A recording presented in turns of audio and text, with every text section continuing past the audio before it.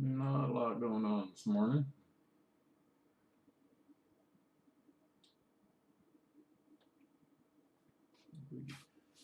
Pretty much flat on the ES this morning. Futures.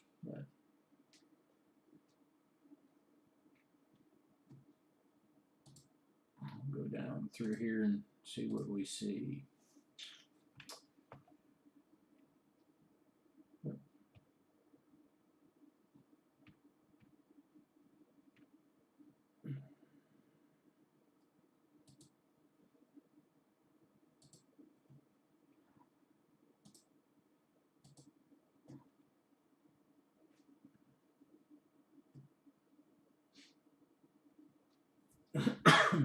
Excuse me.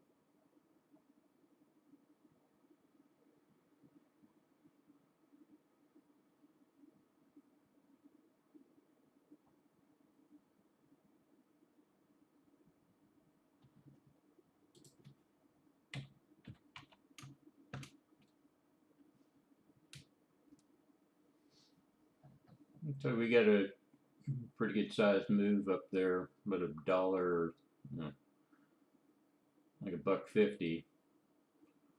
Nice little jump on LTC. That's a CEF. We'll just sit and wait. It's about 35 cents above our target price. So you see this quite a bit on these CEFs, where they jump up pre-market, but then when the market opens, they jump right back down. So we're just going to leave that there. Maybe it tags us and we close that position out. It's just to, take that profit off the table. It's a quick sell. It was substantial, like say up in the $44 range, then I might think about putting a trailing stop behind that for that same value. Just um, started at 42.25 and then trail it by about whatever the amount would be. But this is just too close. Not really worth the time, to put that order in. And like I say, you get the main thing you want to look at is you come down here into this row or the bid and the ask, and you can see there's $1.60. So the ask is actually the high value. So if it closed at what did it close at? Well, it's showing the last. That's kind of hard to make a determination, but it's gonna open somewhere in between that 41, 42.60. It could open at the 42.60. We just don't know. Um,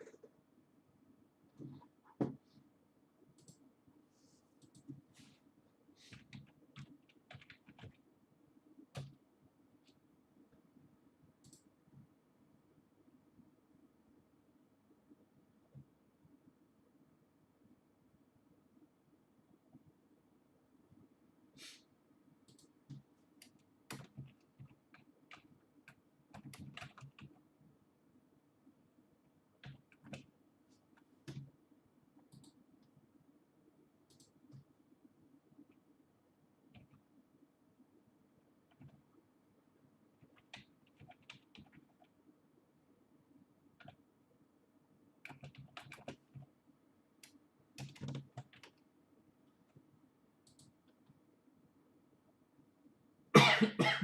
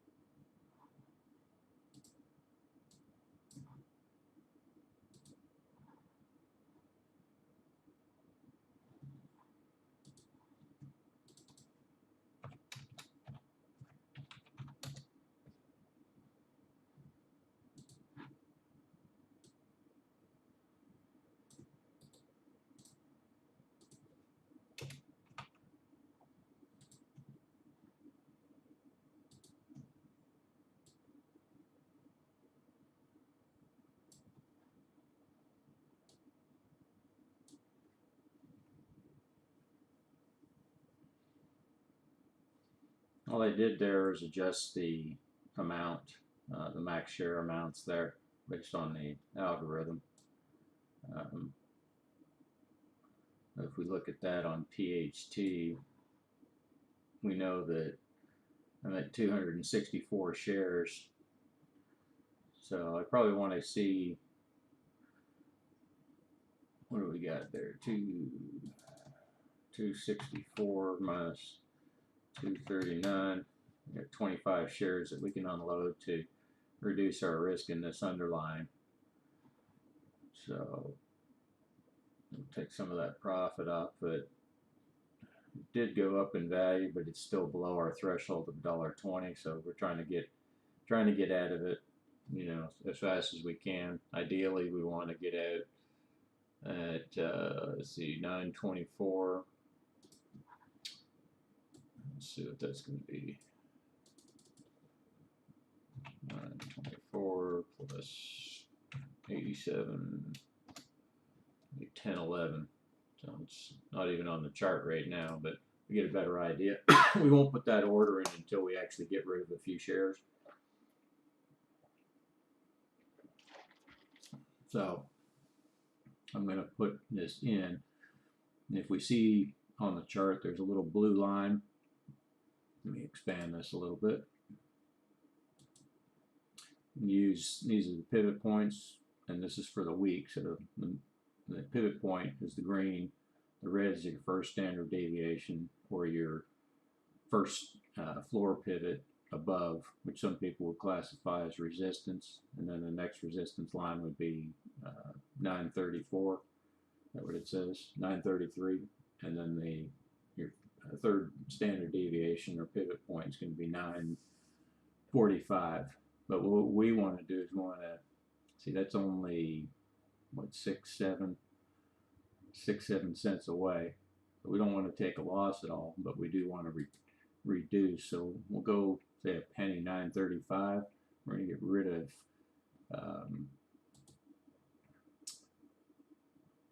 we're going to get rid of 25 shares. So we're going to put that order in right now. So 935. Oop, we want to sell it. We need to switch that up. Sell 935. We're going to get 25.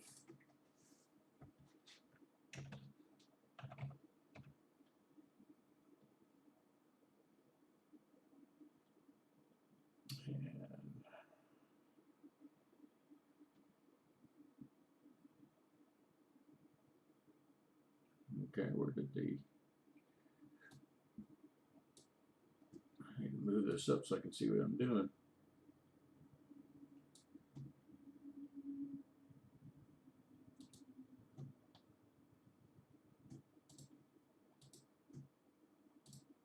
$9.35. I'll get rid of 25 there, help improve our position, and then once we have that in, we'll have a better idea of where we want to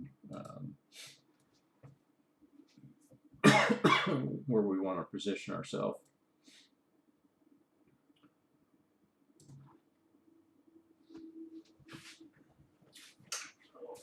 And cough. It's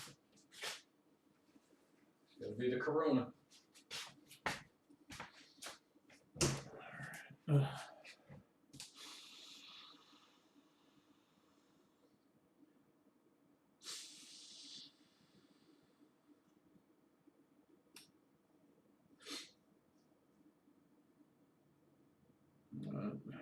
That's some good stuff. Benzedrex.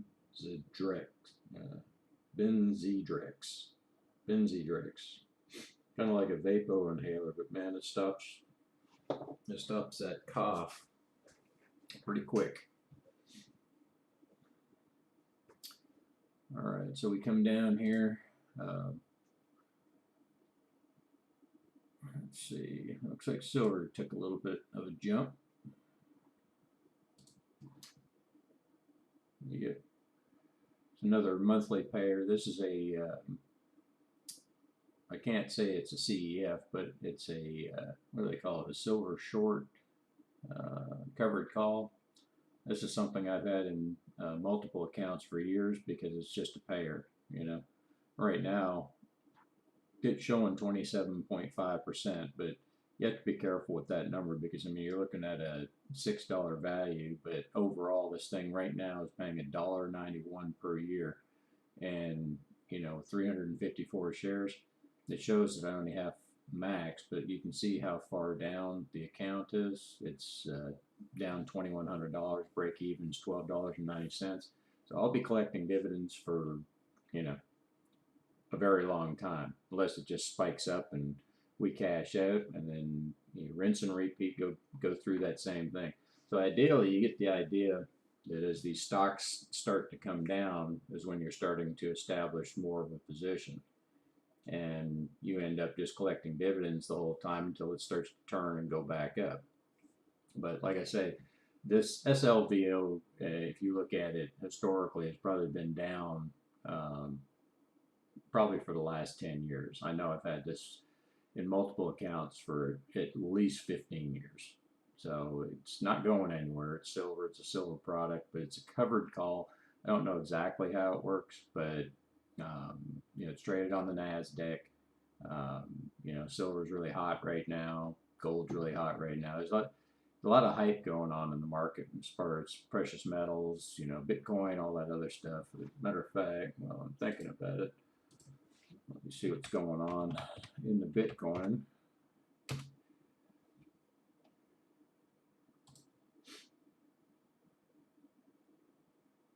Looks like the futures are showing us with a down open, which is understandable. Bitcoin 46,000.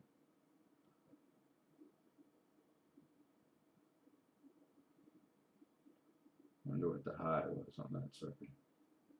I think it's just going to keep on going. Yeah, silver's up 1/3%.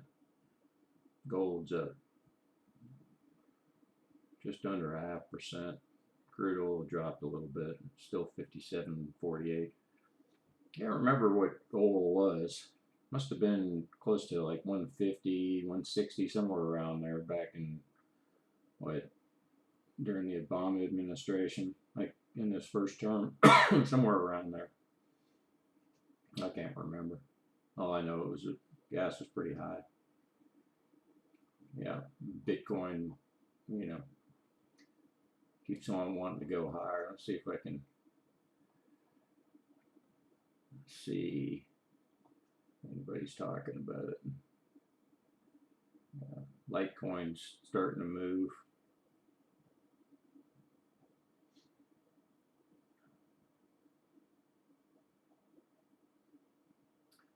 Yeah, so it's gotten above 48,000 on Bitcoin. So I do have Bitcoin, I do have Litecoin, Ethereum, Bitcoin Cash, a little bit of everything it seems. But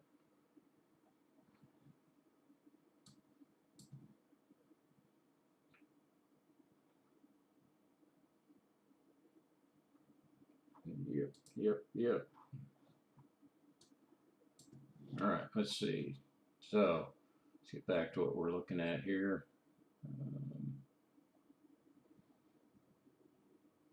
Every morning I just like to look and see, get a feel. Looks like, so you get a better feel for what's going on in the market.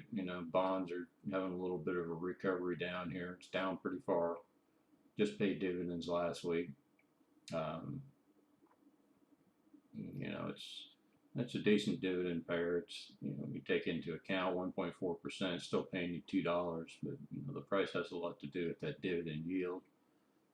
The whole idea is, you you got to set a bottom on what you're willing to take in for the dividend amount. The yield will constantly change as price fluctuates, so don't get drawn in by that number. The higher the number, great. You can see 420 a year on EPS. It's only 2.6%, right? And you look at $2 and say, which one's the better deal? Well, it doesn't really matter, does it? I mean, 420 is great, and if you're holding it, but you got 4 shares here, that's going to be $8, and this is only going to be $4. But you got $600 invested versus 162, so the better investment's the 2.6, right? But we're all about occurrences, so we're trying to get as much as we can with a minimum of $1.20. You want your money working for you constantly. The only way that happens is if you're buying and selling something. Also collecting dividends. It's a three-pronged approach. It's not just static. Static is just sitting there collecting dividends.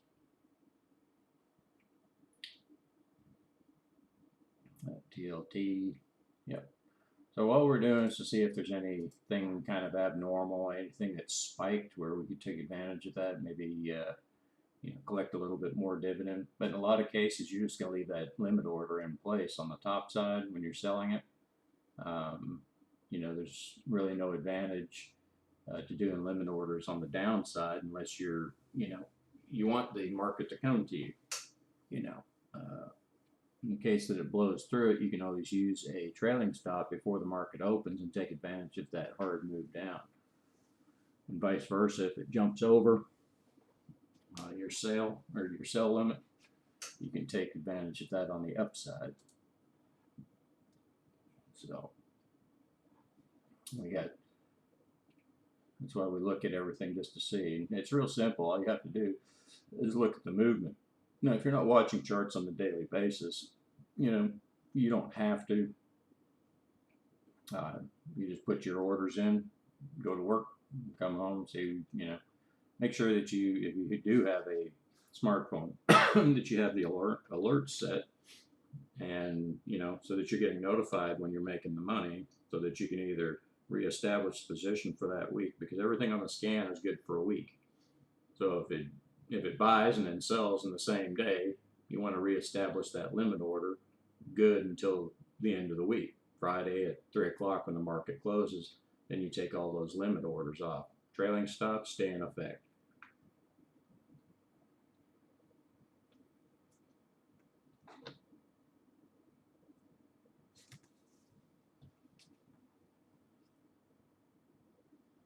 It looks like we got some movement in K, which is Kellogg's. Well, you can see we have it on multiple accounts, which I don't normally do. That's just when I make a mistake. I'm not going to sell for a loss, so I just keep it in there, and I just keep running this 2 separate accounts. And people say, well, why do you do that? It doesn't make any sense. And it's like, well, it makes sense from the standpoint that you never want to take a loss. I don't care if it's $5. You start getting into the habit of taking $5 losses all the time, they add up. It's just like taking profit. When you sell something, you want to take a profit. You don't want to take a loss. Just keep on doing the same thing. It looks like we got, what is this thing even called? Horizon Technology Financial. I'm not sure. That might be a stock. I don't think it's a CEF. I don't remember seeing it in the list. It's been a long time since I've actually researched CEFs, because if they don't come up on the scan, there's really no reason for me to research them anyways. If a new one was to come out and it qualifies, it'll be on the scan. So we just go down through. I like to get the chart off there so I can see everything. MPLX just keeps staying in that range. Wants to go up, wants to go down, or stay the same. We don't know.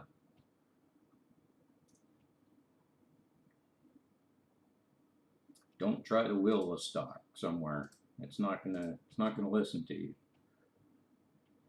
Okay, NUE looks like that one's getting pretty close. It's within what, 13 cents? Yeah.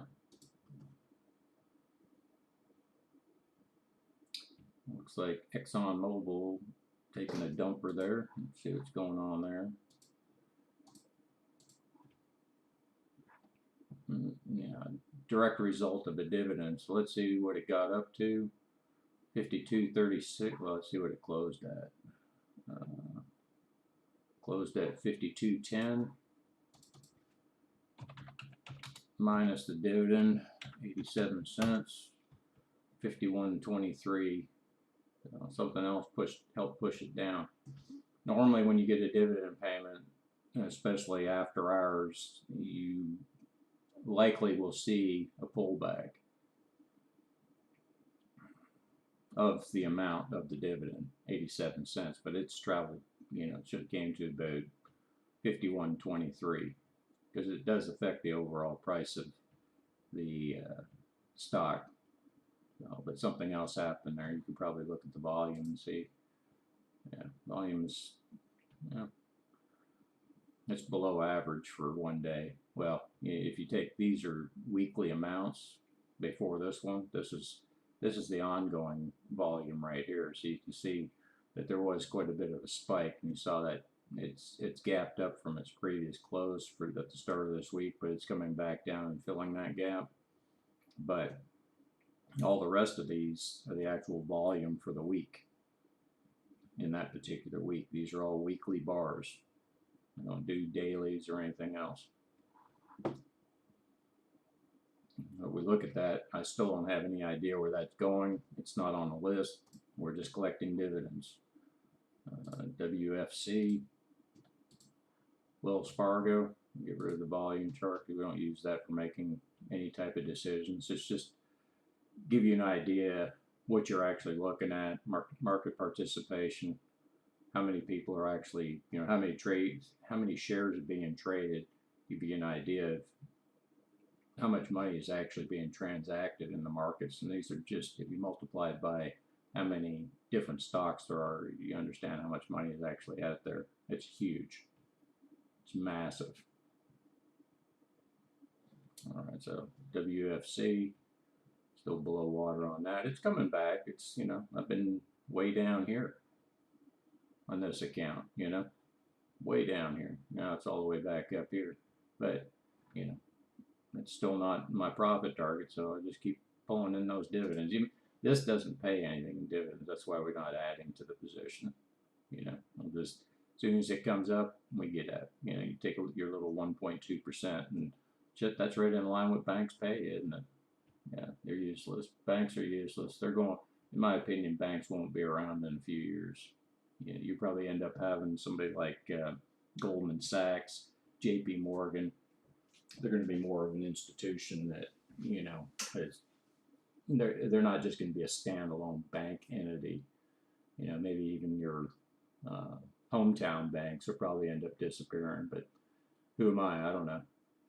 It's just my feeling, if we end up going to a digital currency.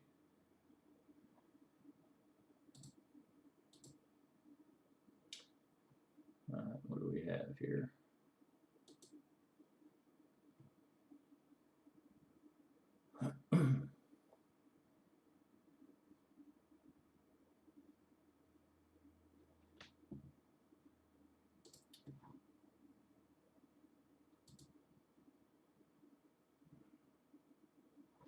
It's fighting to go up.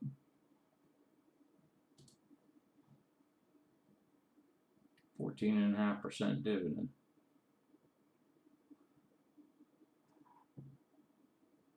The dividend amount 184, and it's down from last year. Trailing 12 months was 212. It's down to 184, but the price is rising. So go figure, huh? What we got here? Duke. Duke's down a little bit. What we got here?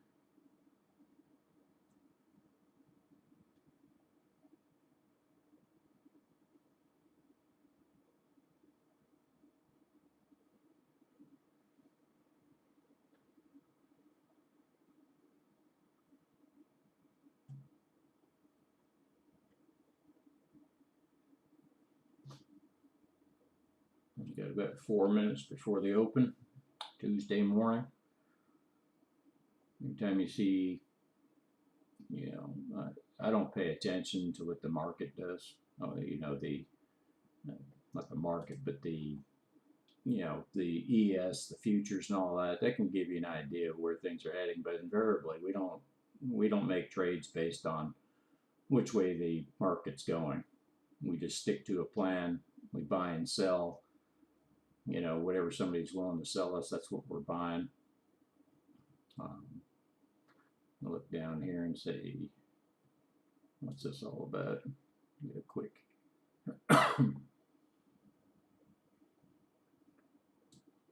Talking about something here, job openings, pandemic, help wanted that returns to pandemic levels last month.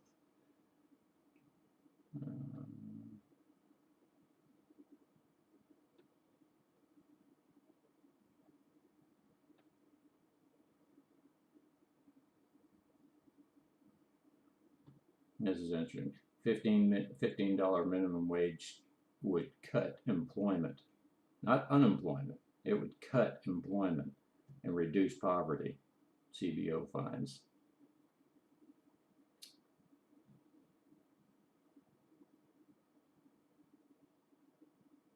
consumers expect to spend more in a year, Fed survey shows. Meaning, everything's going up in price. What do they call that? Inflation. Let's just add some more money. Everybody's still a lot of layoffs.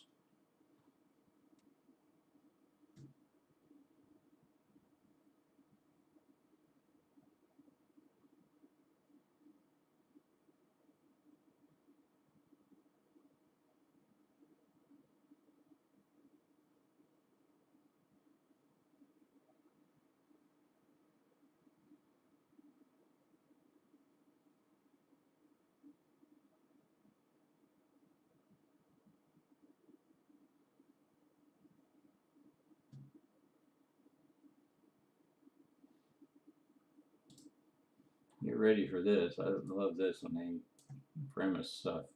Meat packers want workers to get COVID-19 vaccines, but some aren't so sure. Companies use cash bonuses, videos to promote vaccines. Some workers worry about side effects.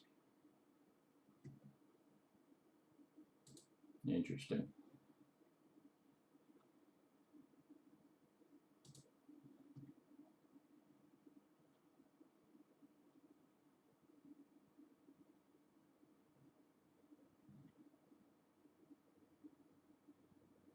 So they're giving away 800.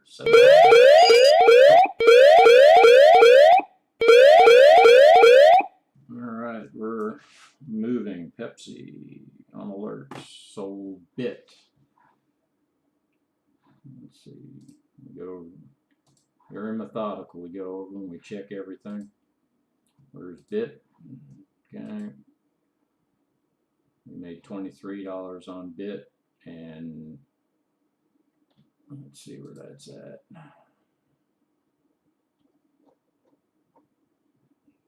Okay, bit.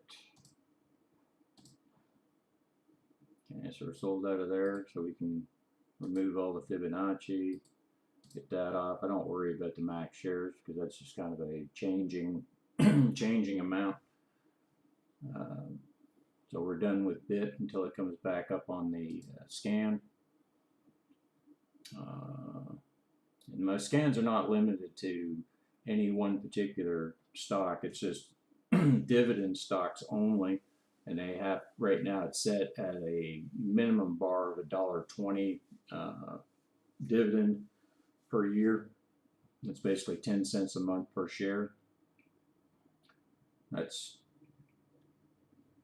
a reasonable level to expect. And you see something on the chart here where it drops down.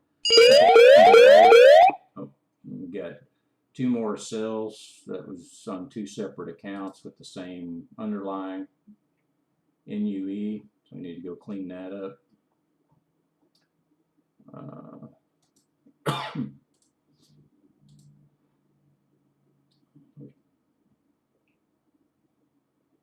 Okay, which one was this? Okay, we're cleared out of that. So we move all the levels. Made 10 on that. Now we need to find where the other one was.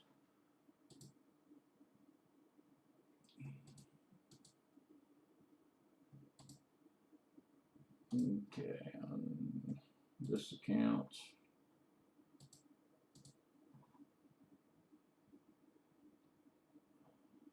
NUE.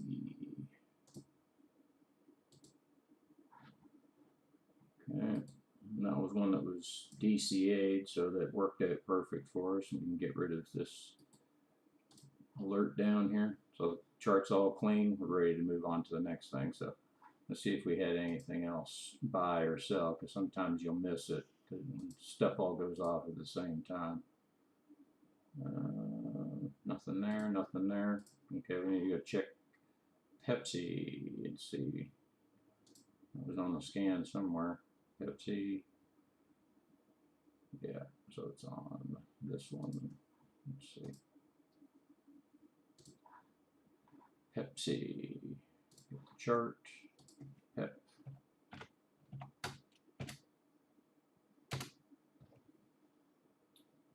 All right.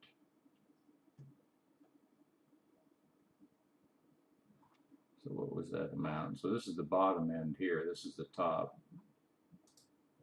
So we're looking on here, got to come down to 137.44 before we're even interested in it. So I had an alert set at the limit, or at the close of Friday. So when we look at that, it hit that real quick and then came right back down. But our target is down here, and at 136.70. Now that the market's live, I can put a full order in there. And what was that amount? 137.44. So I need to get rid of this sell that's in there, and we know it's 1. But let me, maybe it's 2. Yeah, it's 1. So it's actually 14 on there. We'll just annotate that. Sometimes I get lazy and don't get them on there, but it's always on the scan. So we're going to go 44, 137.44. Let's make sure that's right, because memory's bad. Throw that on there. Oh, now when it gives you an alert like that, it's basically saying it'll trigger immediately if I put that order in. I don't want it to trigger immediately. It makes you look at your order. I have a stop in there. I want a limit. Right? So now we go to 44. So you can make a mistake there. You don't want to do that. So okay, so we're good. We just forget about that one. That's good till Friday. If it doesn't hit, it comes off the table. So SBR, that was one that was close. Yeah, pretty close. Now see, here's a great example. 33.45 was my limit. That little wick that you see on top of there wasn't there yesterday or even this morning when I looked at that. What happened, you're not going to get necessarily filled. You see, I have 12 shares. You're not necessarily going to get filled immediately if it touches it. What that means is there's a bunch of orders right there at that level at 33.45.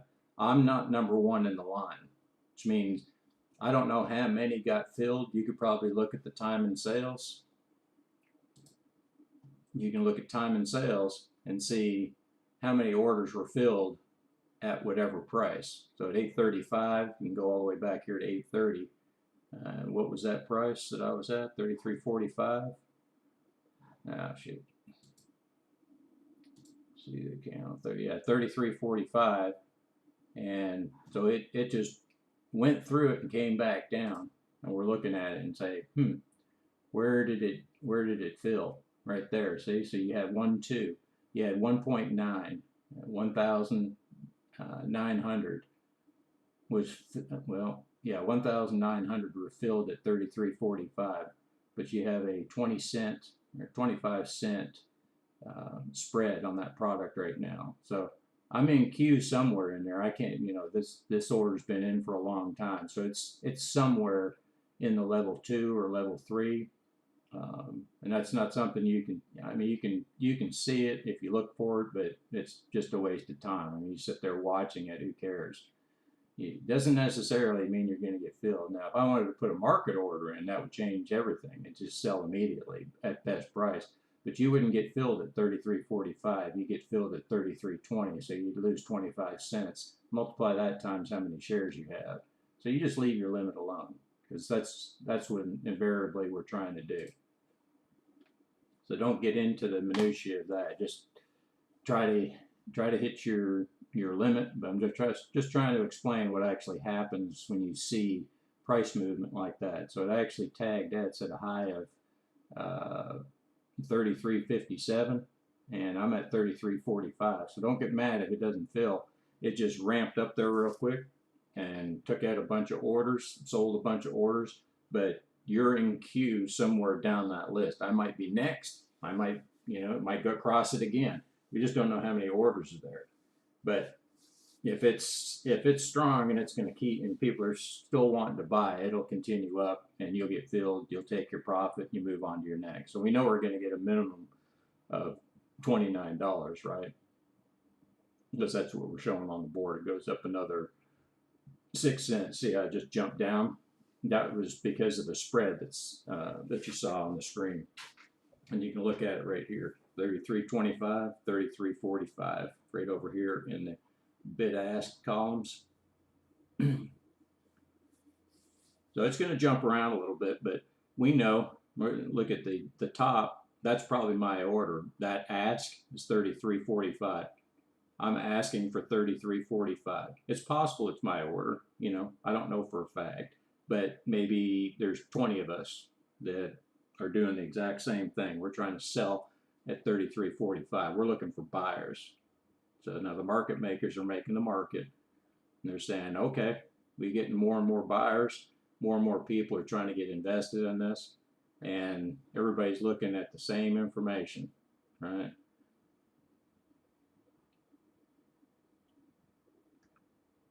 All right. So you don't spend too much time on any one thing. You just move on to the next. So PHT, we're going to try to make, see there? Jump right back up to, it's still moving higher. We're gonna make our position a little bit better because we're gonna drop down to the 239 level instead of the 264. We'll probably make a couple bucks, and then we're saving ourselves a 25 by just say 10 bucks.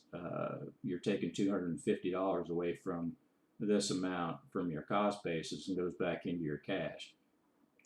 Just improves your chance of not losing, or improving your cost basis. That's what you're doing. So pretty uneventful morning. Would expect a little bit more movement with a down move like that. And that's interesting. And this is why I say you can't pay attention to what they're telling you in the mainstream media. If you watch, Kramer, or you watch CNBC or whatever, and all the bells and whistles going off, and you're like, yeah, I'm going to buy because everything's going up, and not everything's going up. This is what you call, what do they call that? It's going the opposite way of what the market's doing. The futures are pointing down. Everything's saying, hey, everything's going down, right? Well, it's not true. Look at this. This is going up. And you can look at all of the stocks that are going up, right? You got some negatives over here, but look at this. You got, and these aren't huge moves, but, up, 84 cents up, TLT, up. So it looks like it's about a half-half, if you take the reds and the greens in this column, change column. So, but you see, if you're involved in one stock, now, if you want to just go for like, not even Coke, because Coke's not even in that Dow, but, God, what's in the Dow?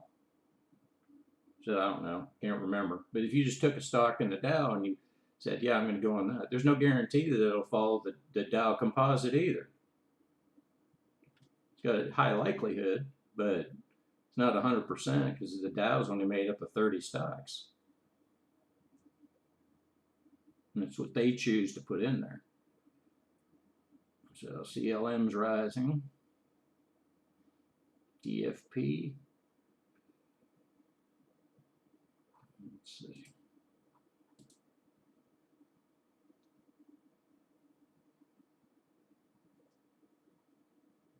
Now see, now what I start to look for is these.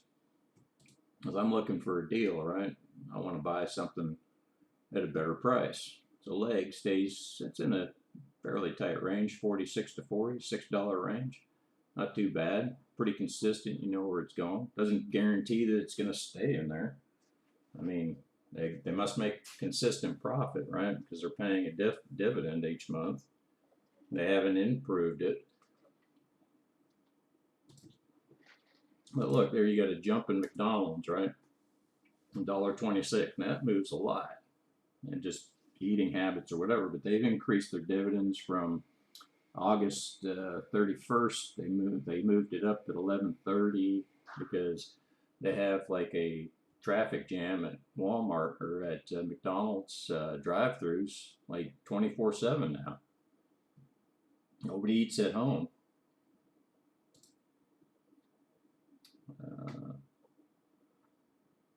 Okay, this one seems pretty volatile too. That's Granger. Up and down, up and down.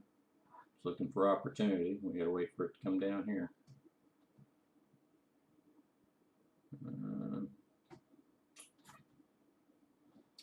Let's see, GHY. What else is moving? 67, 66. Patchy's down, so oil's going back down for whatever reason. Profit taking probably. CD, XOM.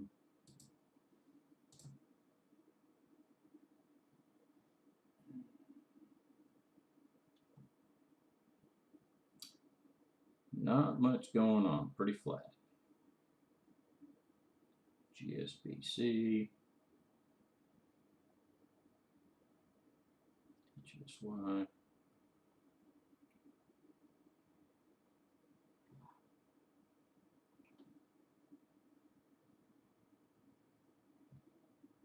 MSN, it's at 0, so big deal. Just floating around there. This one looks interesting because we're already down on it, so maybe 165.56. Okay. We only have one occurrence in there, so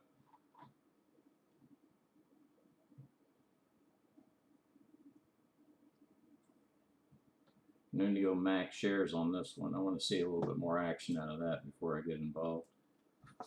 I do have an alert down there, so just in case.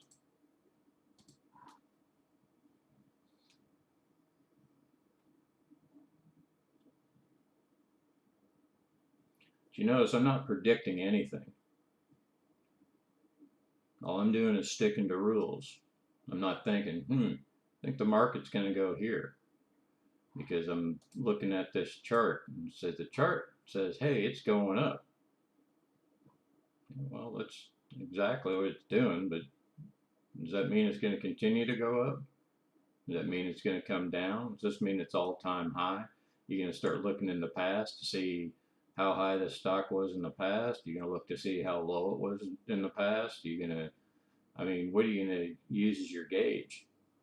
Rules are the trick to this game. Forget about all that noise. Don't ever get involved with predicting something. It's a no-win situation. What do I have on this chart, or don't have on this chart, is my 50% retracement pullback, because I'm not ready to put it on there because I'm already at max shares. Once I sell this, then we'll readjust, because this, I think we're at like 924, yeah, 924.4, so that will change to, well, I'm not going to work it out, we'll just let the computer do that. But when it drops down to 239 shares, you're going to move, this is going to move up just a tad. It's not going to be much. But then we can put in our target price based on that average price, based on the dividend amount. And then I'll put in my retracement to 50%.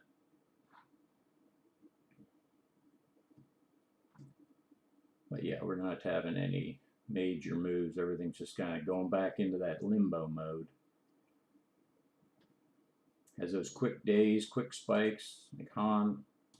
You get a big spike down like that. We like to look at that. Say 201. Just nothing, you know, nothing to do. And Jack, that was on the scan this week. Right, the bot right there on the pullback. Right, now it's going up. We don't know how far it's going to go up. We can stop right there, come right back down. We get that dividend. When's the dividend amount? March 2nd, 3 weeks, get 40 cents. You make 40 cents on that one share, right? The max shares on it is what? Let's take a look. Max shares is 12. Let's put that on the chart. This is where I get lazy. I didn't put it on the chart. I'm expecting, I need to look at how many times something that shows up on the scan actually hits that same week. Goes up and makes this occurrence and hits this. I know it's high, but I don't know the exact number. I'm not going to guess at it, but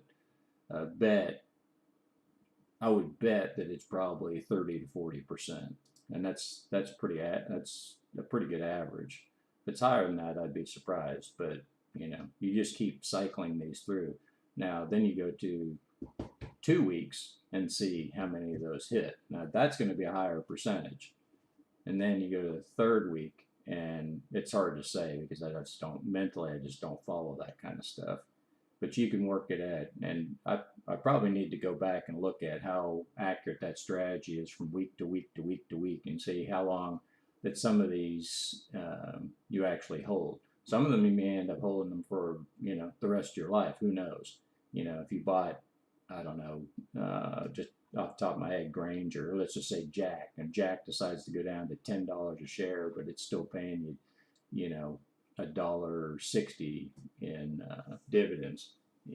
Chances are, if it goes down that low, they're going to reduce their dividends. You wouldn't be buying any more shares anyways. You just hold on to it. Whatever dividend it pays, you're happy with, and you go on. But you didn't have your whole portfolio in one stock, But I keep saying, yeah, it is Jack in the Box. I just want to make sure. Sometimes, man, you get something on there and you're like, yeah, that's not what that means. But yeah, Jack in the Box has been around for a long time.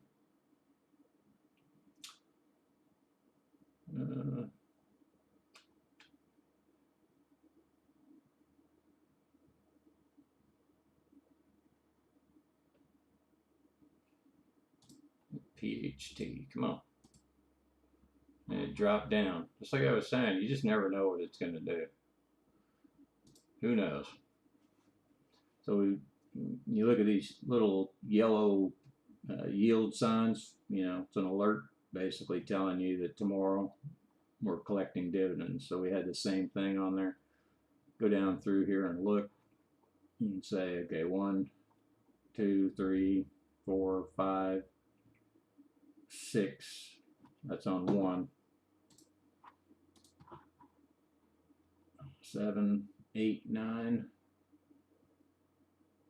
10. All right. And 11, 12. So you got 12 dividend payments being made tomorrow. It's easy money, right? You didn't have to do anything for it. You just wait on it.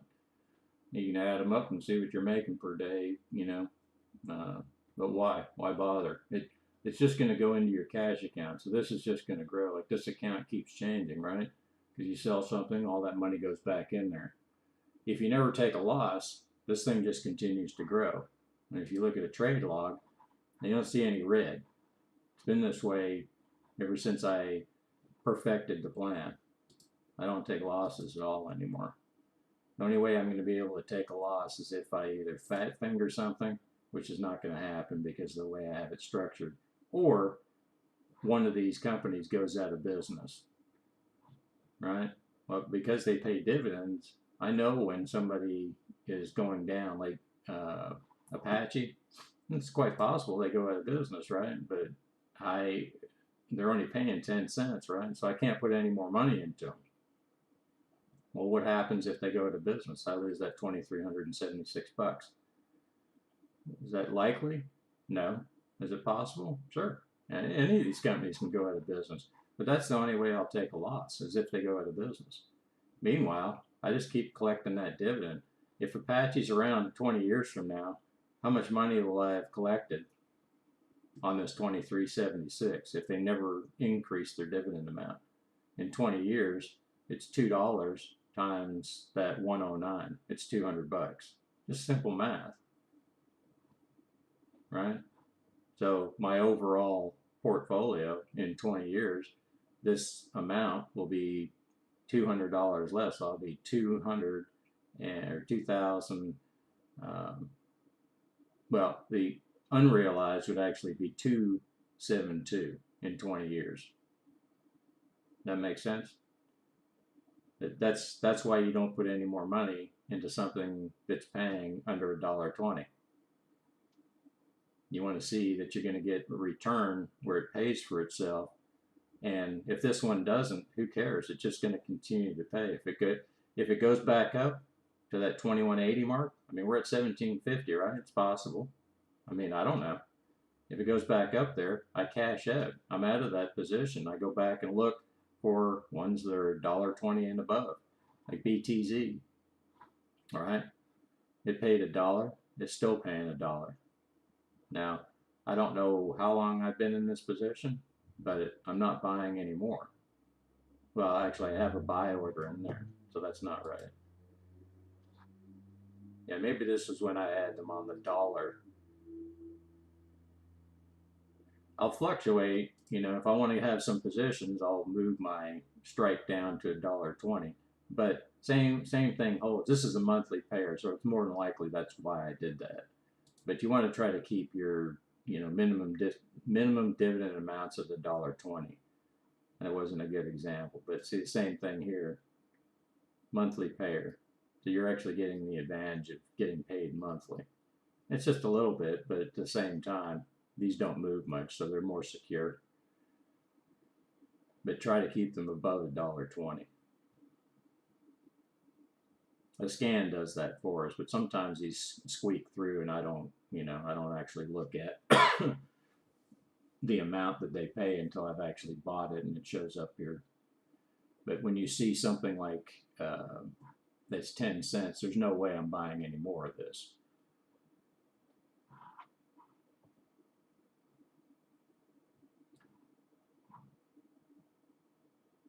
So what did we do? Yeah, only one buy or one sell today so far on that count. At least we got the duplicates off. And of course, you know, when you have multiple counts, it's hard to keep track of having duplicates. You know, I have other accounts that I will duplicate on. They may have higher maximum amounts, you know, depending on the size of the account. But I don't look at them but once a week. I don't reestablish positions on them. Excuse me a second.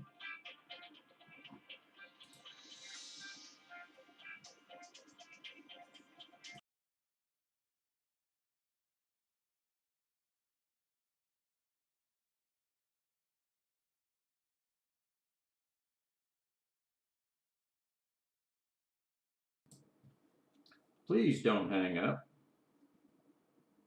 That's exactly what I do.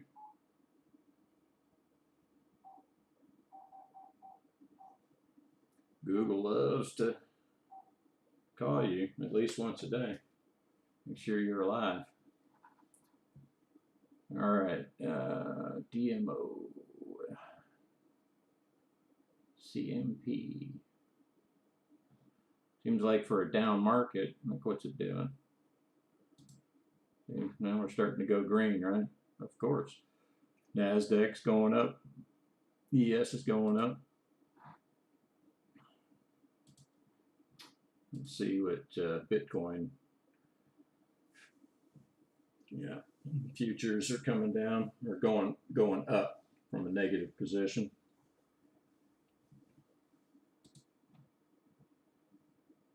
And Bitcoin's still hovering around almost $47,000 for a Bitcoin. It's up 7%. Ethereum 1750 again. Yeah. All right. Fins. I've had this one for a little while. It's got a ways to go.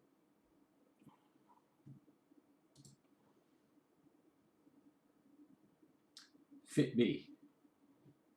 Still got a ways to go.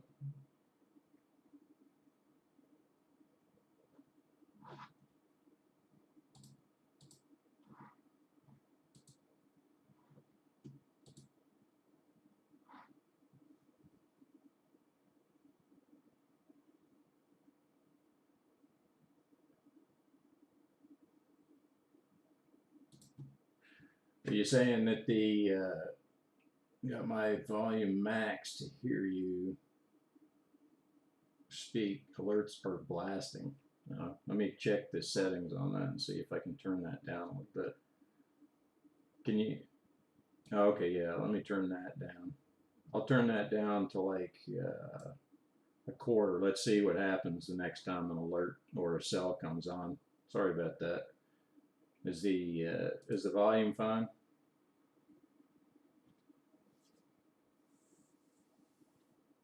I can turn the volume back up.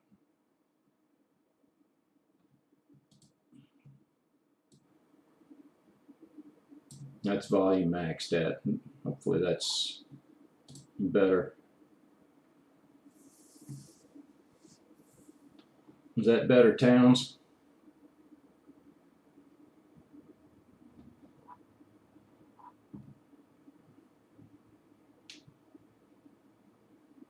All right.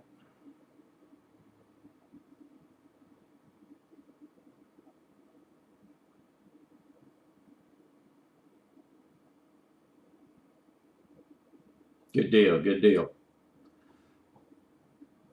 Yeah, I get the two mixed up between the computer volume and the speaker volume. I do need a better mic, I know. I'm using the mic on a webcam, but that's all I've got.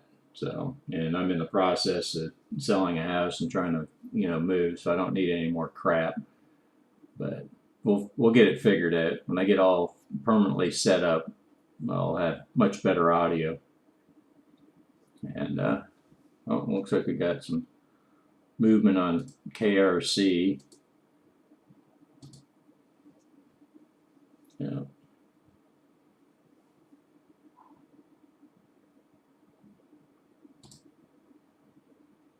Have you decided on a brokerage firm that you like? Have you looked over some of them?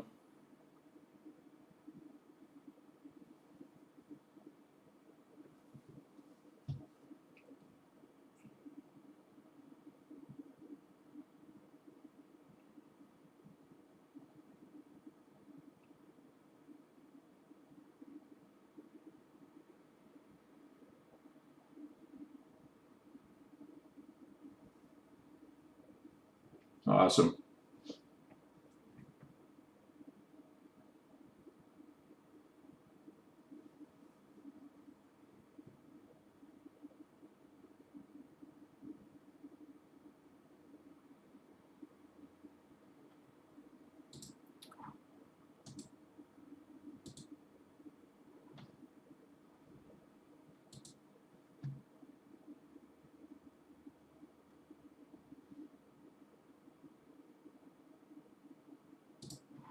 All state is all, of course.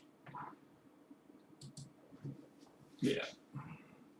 So we're just kind of in limbo right now. I guess they're waiting on some data to come out. Normally Wednesdays, you can look at economic calendars and, see what's actually happening. But let's see. We'll pull up the Dow Jones today and see. So you got economic calendar here. So it's not telling us. Let's see. Business optimism. That's at 5 p.m. So that's coming out of China, 2 o'clock. Mexico.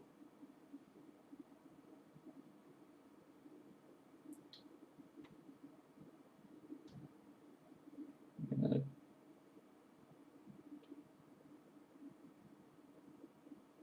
8:30 start. Job openings, December.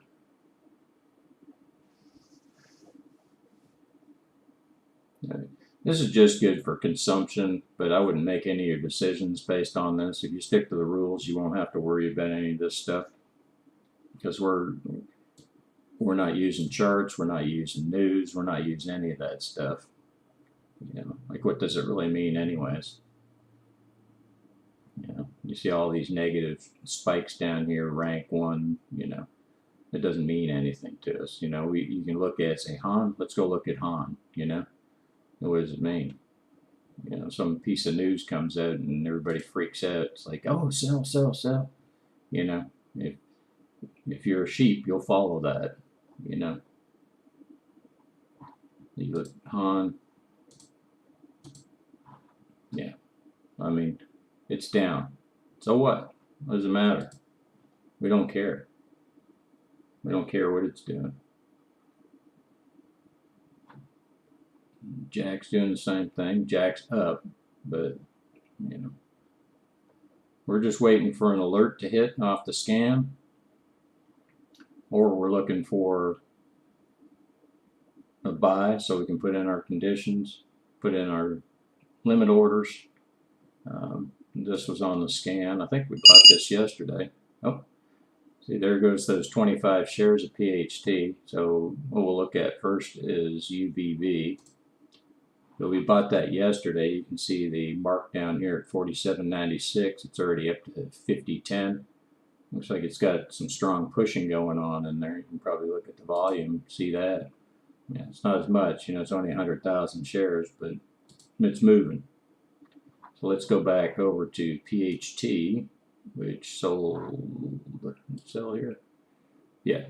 We made $1.66, so we didn't take a loss, right, on 25 shares. So it didn't move much, but we did. We put in enough not to take a loss, because we had to pay $1 for that trade. So we go to PHT. Heck did it go?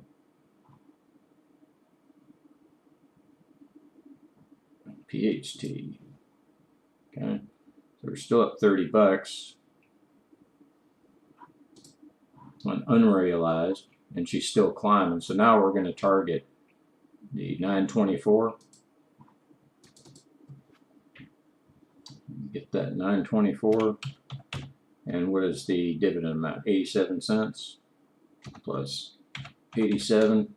Now I don't even worry about the dollar. Why? Because I have over 100 shares. So it's going to dilute that dollar down. You know, it's going to cost me, you know, still going to cost me $1, but it doesn't matter. Okay, so we're hitting that at a value of 10.11. So I can put that value in right at 10.11. Right, and oh, go over here. Let's get rid of this order. We want to close. And we want to close at 10.11. Closing your order means all the shares, everything that you own in that. So 239, which is now the max shares, right? So if it goes down, I'm saving myself on 25 shares. So we put that order in. It's going to tell me, you know, just as I have a 50 in there as a limit, so I make sure I don't make any mistakes. So now that order's in, right? 10.11. If it goes up and hits it, great. You know, we made 239. Oh, there we go. That was on the scan, right? LCII right there. Okay. We bought that. Same account. You can see how that works. One sells, one buys. Weird. Weird how that happens. I get our calculator right again. 141, or yeah, 141.87 plus the $3, which is over here, dividend column, right? $3 plus 3, right? We only have one share, so I have to add $1. But if you have an account with a discount brokerage, you don't have to worry about adding that $1 because you're not paying commission. So 145.87, I put a couple pennies in there, so I bring it up to 145.90. That's to cover regulatory fees. I've already forgot what it was. Yeah, I know. 145.90. So that's my target price. Now we go look at the chart. We're going to set up our pullback for the 50. Right? And look at how that jumped. Maybe that was yesterday's move. Maybe it wasn't. I don't know. I don't follow it on a day-to-day basis if I don't own it. All right, so now we're going to put in our 50% retracement. Remember, Fibonacci is just a tool. It ain't going to make you any money. It's not going to predict anything. We're basically just using it. If you took out a calculator and took the bottom price here and the price that you paid, that's the average price that we're buying the second occurrence at. So it's 12 or 121.72, right? So I'm just going to put an alert in there for right now. 121.72. If it hits it, I can either buy it by a market order, or I can buy a limit order, or I can put a trailing stop in behind it. When you're that far away, it doesn't make a lot of sense to tie up your capital, because once you actually put a limit order in just sitting there that's not active, you end up having to cancel it, because eventually you'll have all your cash sitting there waiting to go into an order, so it won't allow you to put in a new order. So that's the way I play it. Now look, it's down $10.14. Well, what did we just do? We just caught it on a down move, right? Based on the scan. So maybe it stops right there and goes right back up and cashes out. I don't know. Or maybe what happens is, I'll get that off of there. Maybe it comes straight on down and hits this next level. Doesn't matter. We have a plan. We know exactly what we're doing. We're buying it on the limit, right? There's the limit, 140.87, 140.74. What do we end up getting it for? 141.87. What's the 1 represent? The dollar I had to pay for the trade. If you're using E-Trade or one of these other discount platforms, you don't have to pay that dollar. Then your average price would be 140.87.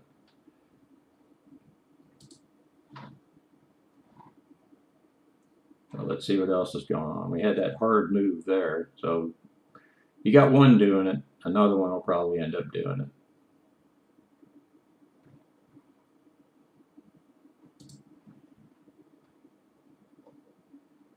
Now look at there. It just jumped back up. $8.59 down right in front of your eyes. So let's go back over there and see. You see that? Look at that movement. Oh, and now it's back down. It's crazy. Now you sit there and you watch that all day, you're going to drive yourself crazy. It's like, whatever. I know what my plan is. I'm on to the next one. I'm looking to see where I can take opportunity. The nice thing about this is, if you're using alerts and you got your phone or you got an email, all you got to do, you don't even have to be looking at this. You can go do whatever. You can be on the road, have your phone with you, have your, if you got a smartphone, you get an email, you get a text, you get something from Interactive Broker says, hey, you just sold this or you just bought this. And it's like, oh, okay, I put my order in, because you get your sheet of paper sitting there, what you want for that, the dividend amount. That's all you got to have every Sunday. You might be on vacation. It's like, oh, okay, yeah, I'm going to put that order in for that amount. And guess what? You forget about it. Just go do what you're going to do. It doesn't matter. It's going to either hit or it's going to go the other way. It's a 50-50 chance. It's the best chance you got at making money.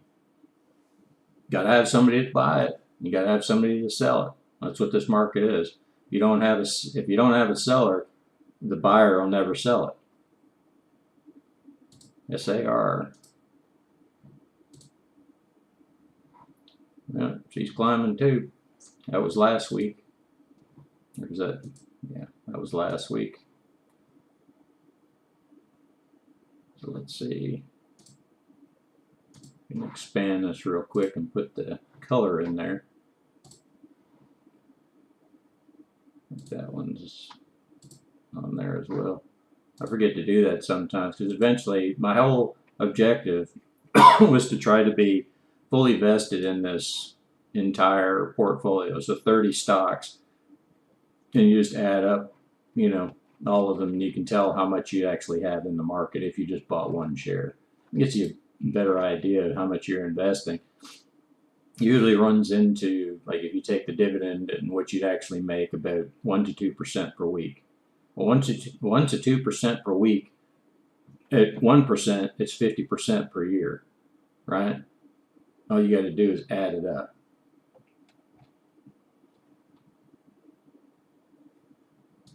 PHT. Getting some strength out of that one. It's a slow mover. But maybe because they increased their dividends by 5 cents, that's why people jumped on board. It makes a big difference when you get into, you got to think of all the portfolio managers and what do you call them, like the retirees accounts that are managed. I mean, these guys, if they have all their money in these big funds, they're coming in with, they're buying thousands and thousands of shares. Why? So they can benefit in that 9%, right? We don't have in these small accounts. That's what we're trying to do. We're trying to mirror what they're doing. We're trying to get as many occurrences. If you've got thousands and thousands of shares, each one of those shares, to me, is an occurrence every time that it gets a dividend. So the more shares that you can have, the better, right? But you also have to be able to protect your capital. You don't want to have them all in one. If you have them all in one, you're gonna lose money in the end. But managing your portfolio and managing your own money is the only way you're going to make more money. If you're handing it over to somebody else, you can't expect somebody to do it for free. If you do, and it's probably not going to be managed very well. And it used to be back in the day, they charge you $50 for a stock trade, and then they try to trade your portfolio until it goes bankrupt. Well, we just did some trading, and sorry, we just lost money. Keep telling you we've had to have a stop in there. We're trying to protect your money, but that'll be $50 for that trade, and that'll be $50 for this trade. Now trading's free for the individual investor, as long as you're just trading stocks. You have to look at your portfolios, or look at the where your portfolios are, and if you're managing it and they tell you, hey, it's free, then trade it. It's free to trade, but you got to have a plan. If you have the plan in place, you're fine. But don't get caught up in all this, Jim Cramer crap and people like that. I pick on him because he's so irritating. He doesn't speak anything but hype and what the company's latest downfall was, or what their greatest achievement was in the last. Hopefully that's not too loud. So what do we have there? I'm guessing that sucker dropped. Let's see. We just bought that, 15 minutes ago? What just happened? Did it have just like a peak? Did something. It jumped around or whatever. But we're not going to worry too much about it. Always follow your alerts. Sometimes an alert will go off here, off an old scan, and I always check it against the current scan for the week. If it's not on the current scan, I just disregard it because it's old information. But it takes a lot of time to go through 10 different accounts and take all those alerts off, and it's just not something I'm willing to do. I mean, my email box gets full with alerts, so I just I know which ones to look at and which ones not to, so I can go to a different account that I'm not showing here, do what I need to do, and then come back. But yeah, it's a lot easier if you just set up things on alerts and then disregard them. If you want to take the time, if you got a small account, you should be able just to take them off. Like when we sell something, you notice that I take off the levels, the fib levels, and then I take off the alert. That way I don't have to worry about it going off and saying, okay, well, maybe it was on the scan this week, but then you have to look at the chart, and the chart is a reference only. It's old information. It doesn't mean anything. The price is the price. Whatever it's trading for right now, that's what it's worth. So, still waiting on this. I think I'm still maxed out on the shares on this one. Yeah, I could unload 6 of those shares to bring that down, and that would, give me another 120 in my cash. But I already have the limit in here to do that at 2023. So I'll make a few extra dollars. The only reason I did it that way is because it's already touched it twice in the last two months or so. So I can get that out of there and, protect a little bit more of that investment. Now, the reason why I chose small accounts is because if you don't understand this at a small level and you start getting into big money, or let's just say you come to this room and you've got a lot of money, you're going to make the mistake of not managing your portfolio correctly and not managing your risk. The amount that you have in any one stock is your risk.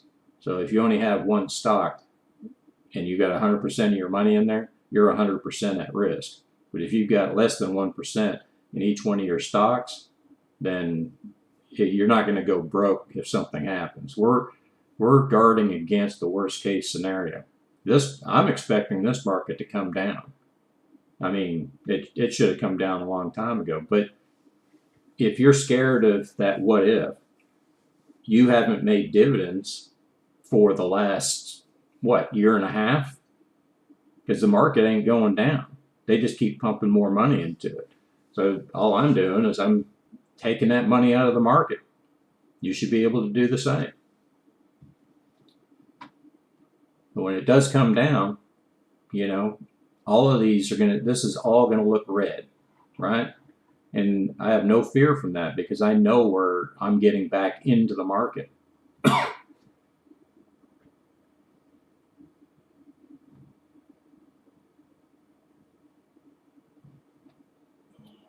Oh, here's one that's down $1.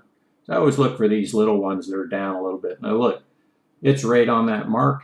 Guess what? That's the first one. I'm going to put an order in here, 86.78. So I want to buy it. Okay, and what's the max shares on this? We got 2. We're going to buy another 2.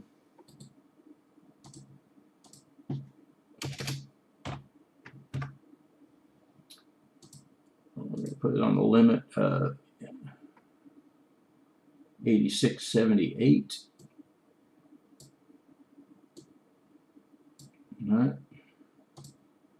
That's just a pullback, right? That's not on the scan. But we're dollar cost averaging. So what you'll see is this, see where the shaded line is? This is going to drop, right? It's going to come to a rate about here, around the 90 mark. If this activates, it's got to come down, hit my limit, and then my average cost is going to be somewhere around this $91 mark, right? And then what we're going to do is we're going to take that and we look at the dividend amount, and that's going to be the distance. The distance is going to be the exact same as this distance right here between this 100%, because this is my average price right now, and this price right here. So we're trying to hit that, which is going to be $2.84. Multiply that by 4 shares. That's going to be your profit in the end. So maybe it comes down and hits it, maybe it doesn't. But this is why I look at them. Sometimes it would have hit on, it's going to hit on alert anyways, so it hasn't hit that price yet. But because it's kind of slow moving and I see it hanging around there, watch, it could possibly come all the way down. It might just stop where it's at and go right back up, and I missed on it. Doesn't matter. Or it can just sit there like it's doing right now. We don't care. I'm not worried about what item makes. They're paying dividends, 71 cents per share per quarter. Add that up. They increased from 67 back in August, moved it up. So they're increasing their dividends. Why do they do that? Because they're making more money. That's a positive thing. If you want to go look at their financials, I don't even know what Ida Corp is. I have no idea. Does it matter? I don't care. I take the emotion out of it, right? What we're trying to do is run these occurrences up. And when these things start to happen on a regular basis, you're going to start to see it in your own account, and then you'll start to understand the power of the dividends And what you're actually trying to do is make another dividend occurrence based on the price movement.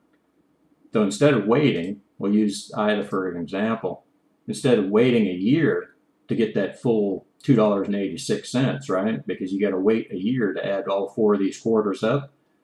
I'm going to possibly get it, in under a year. If I bought it back here, that's 2 months ago. I buy it again here, then my average price is here. What if it comes back up and hits the 93 mark? Well, I just made my full years of dividends on 4 shares in less than 3 or 4 months. But I can't predict when it's going to happen, but I'm setting myself for it to happen. Now, this all has to do with the mean. If we look at this, the price between the top here and the bottom here, the mean on this chart, which is a 6-month chart, is right in the middle, 88.7. You want to call that like the equilibrium in the stock price? That's fine. So we're actually below the price right now. This is what we're trying to do. Everything always comes back to the mean. You can look at this. If it's top, bottom, where's the mean? Comes back to the mean. You go top, bottom, what did it do? It came back to the mean. What's it going to do next? If it's top, bottom, right? And this is the bottom, then where's it going to come back to? It's going to come up here. If it goes top and it comes all the way back down here to the 0, down at the bottom of the chart, where's your halfway mark? Where's your mean? It's back up here, right? So you're going to buy again down here. It comes back to the mean. You're out. We just keep doing this on every chart. Doesn't matter what you're doing. Some of them move faster than others. Some of them you're just like, man, is it ever going to go back up? You shouldn't care, because the whole time you're getting paid dividends. Trying to guess where the market's going to go is foolish. Just, you have to have the plan in place. So you look at this. Right? So here's the bottom. Say, look, bottom, top, mean, right? Bottom, top, come back to the mean. Top, I don't know if this is the bottom, right? Mean. But what are we doing? We're going bottom, and this is our top. So it's got to come back. Well, the top was up here, right? And it's got to come back to the mean, right? So we bought at, when you see this green line below, which you're going to see on IDA if it hits, it comes down here, and we only have to go halfway back up, right? So it's top, bottom. If this actually is the bottom where we bought, it comes back up to the mean, and boom, we're at. So it's just, if you follow, this is just strictly a pattern in the market. They all do it. I mean, of course, we can look at one that's just going straight up, You're like, well, what do I do? You do the exact same thing. Another example, top, bottom, mean. Bottom, top, mean. Didn't come back to the mean, did it? Where's it going? We don't know. Nobody knows. So, but what happened? Didn't come back to the mean, but I got paid a dividend. I'm going to get paid a dividend again. You got to give it time. So now what the beauty of this is, that you look at, like, let's just take NBB. It's the next one on the list. Monthly, okay? Top, bottom, mean came back up and hit it, right? You got bottom, top, here's the mean. We bought it in here based off the scan, right? If it comes back here, we win. We don't know. It can continue up and go to the top, but what's happening? We bought it here, somewhere in here, right? Because it's got to be in here. It doesn't matter which one of these it bought on. The idea is that's where we bought it. The mean from the bottom is here. Now, there's no guarantee. It could go right through this bottom, but once it goes through the bottom and these are all off the chart, now we're looking on the scan to establish a new setup. But we'd end up with whatever the max amount of shares are that we've bought. If we buy 12 here, there's IDA. Now let's go take a look and see what it says. Now, I'm not predicting anything. This is just market movement. I didn't know this was going to happen, right? I just look at it for what it is. I was like, okay, I've seen this over and over and over and over for 25 years. Then you finally put it together and you're like, okay, duh. So look what happened. There's your average price now. So you can look over at IDA and it says 90.96, right? 90.96, that's where it's at. So what do? Okay. First off, you have to reestablish, you're not going to move any of these lines. Okay, but what we are going to do is we know what our average price is of 90.96. Okay. There goes the alert on IDA, like I said, because it was already there. So we don't worry about that. 90.96. Okay, we're going to add, what was that amount? $2.84. Okay, and because I have a position of 4, I need to make it equal $1. So you divide that into $1. That's 25 cents. So I have to add 25 cents. Again, if you're using a platform other than Interactive Brokers IBKR Pro version, you don't have to pay a commission. In my case, I do. So 94.05, I'm going to increase that to 95.10 just because of the other fees that are involved. You do have regulatory fees. They won't tell you about it, but they're there. So 94.10. So 94.10. And you want to change your, see, it was 4 originally, right? So I need to change that to the position amount because that's how much I want to sell. So we update that. And we see that, you know, I did bought. So now we go back, you look at your chart, and you can see that now you're inside that's your average price for your target price from only having 2 shares. Okay, so now we can get rid of that line, remove that Fibonacci line. Now you know, based on this, if this red line or your average price is below your top line, you know that you're already in 2 occurrences. It's just something that you can keep in the back of your head, and you'll see it time and time again. Trust me, this takes a long time for you to get. There's a learning curve to this. Write some of this stuff down so you don't forget it.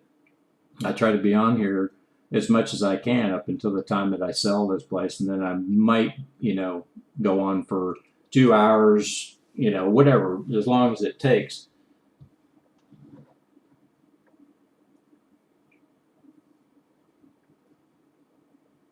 Way to go, Darren. I just saw that on there. So you got your, yeah, you get emails. Who are you with?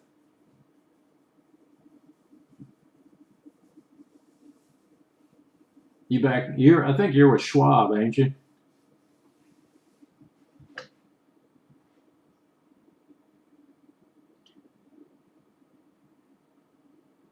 Yeah, it's weird, you know, the alert volume on those things. I don't know how I can adjust it because that's all based on the on the computer. Let me see how far I've got that down. Desktop audio. I'll move it down a little bit more and see. Hopefully that doesn't blow out your ear. Okay. So you got zero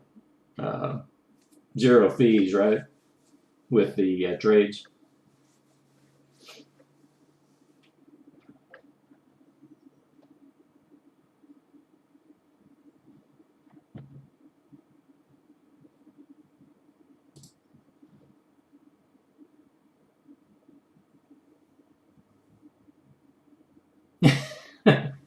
Yeah, I know.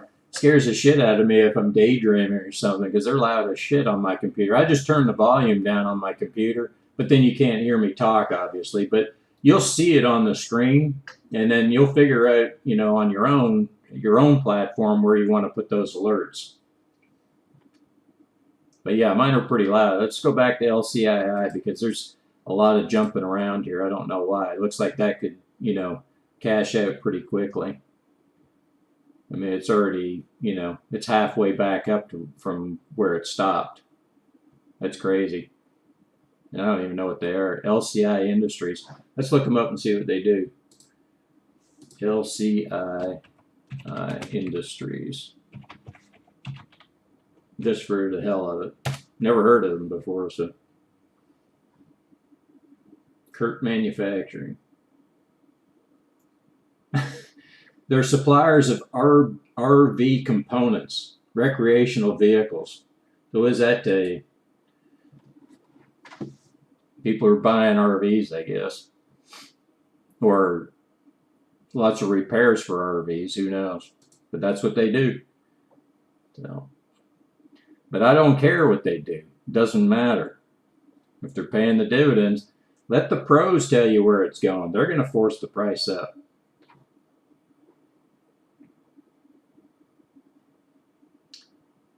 PHT, still moving.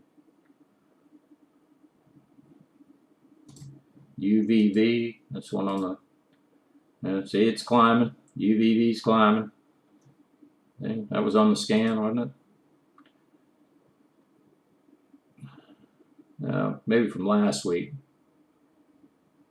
Yeah, it was on from last week, I guess. Something like that.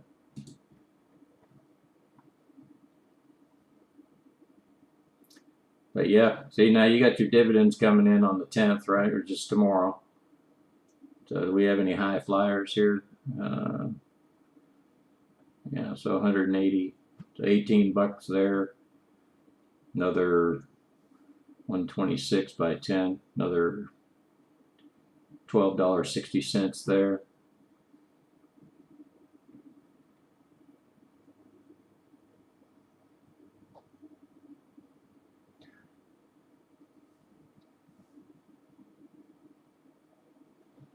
Yeah.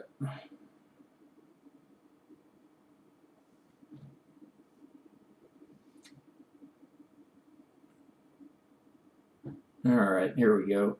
CLM's rising. Yep. After all that big mess last week, up and down, now the sucker's going back up. So I guess the institutions fought it out, and it just kind of ended up on equal ground.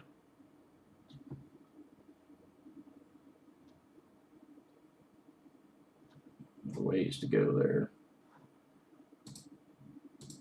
Pretty amazing, you know, to see this market just continue up and up and up and up.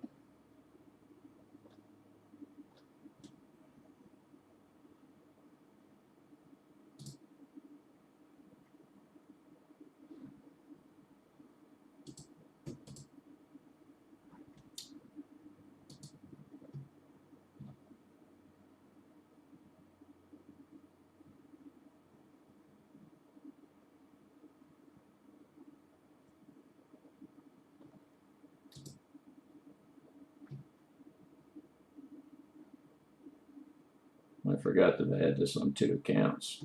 Yeah. I'll be able to unload a few of those too, because this is supposed to be 239. See, I had this on 2 separate accounts, almost the exact same amount. So I'm going to do the exact same thing on this account. Of course, it had a different average on it, so I'm going to go, let's see, what is 236? I'll go to 256. How many do I have? 272. 272 minus 239, 33. So I'm going to get rid of 33 shares. So we can go sell. The heck? 33. Oop. Don't want to go short. Limit at 946.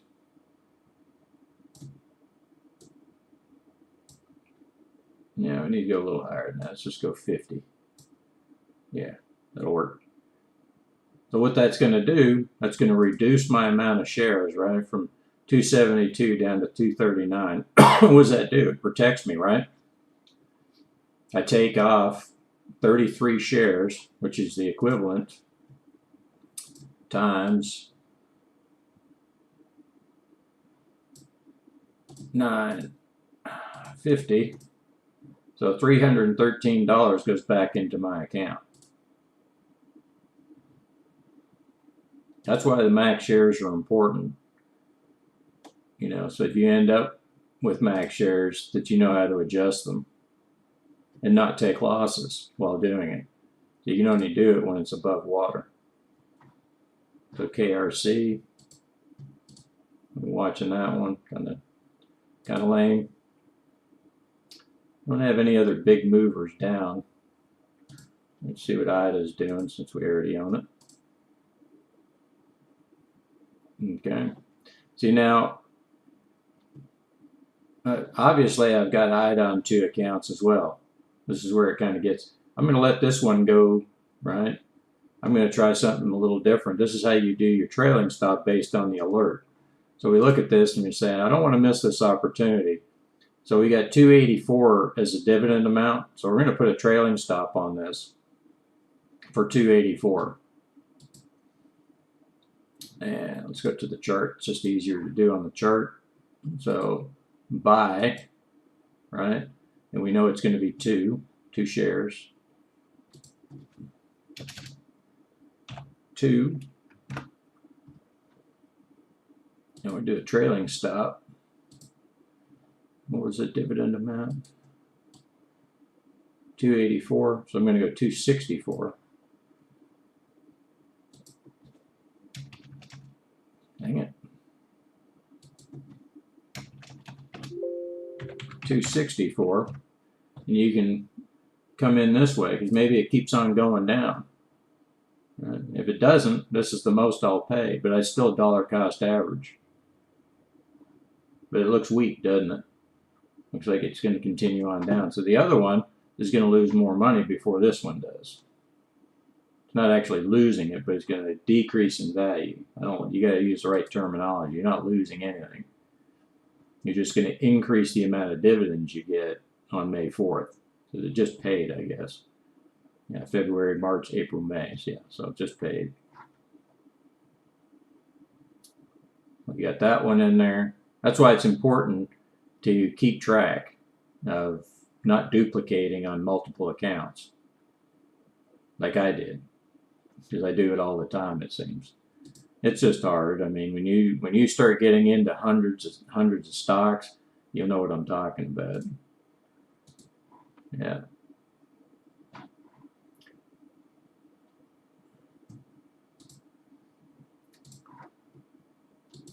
Let's see what Docs was doing.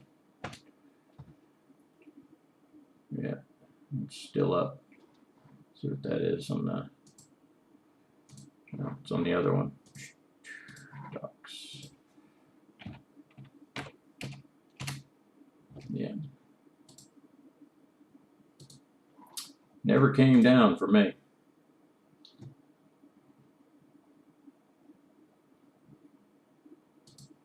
FTF. This one's been around for a while. Keeps on climbing. Hopefully we'll get it out of there. But what's the max shares on this one? 240. So see, this has to get above water before I can, bring that back down to the max share amount. Google, checking in.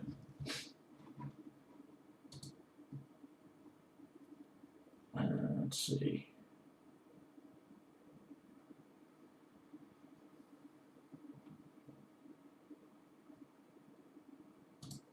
MDT.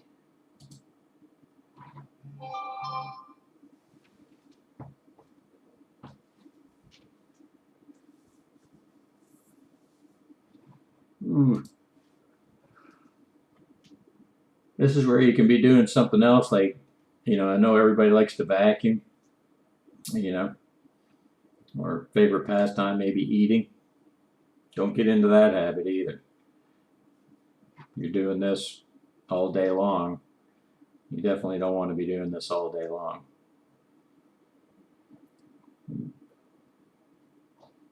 But there you see it, we don't know where the market's going to go, so you don't worry about it, right? What are you doing?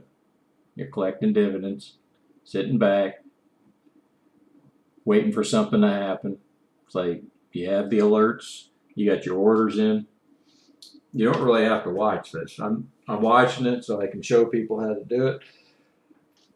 And eventually, once you catch on to it, you know, it's going to become second nature.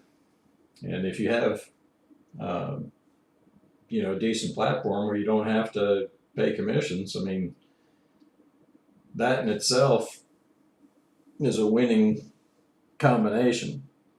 And think about it. What happens if they decide to pull that policy? It's like, well, we're going to start charging commissions again. It's possible, right? They own the companies; they can do whatever they want. So you need to know how to adjust if they do that. But Interactive Brokers has been a dollar for, what, since I've been with them. It's been over 20 years. So just knowing how to do that in itself, that's just money management. And you can pick that up real easy because it's just, multiplication and division.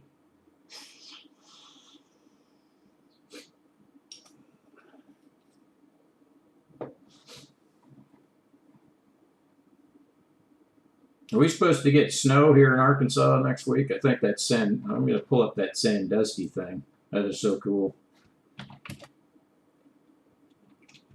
Sandusky.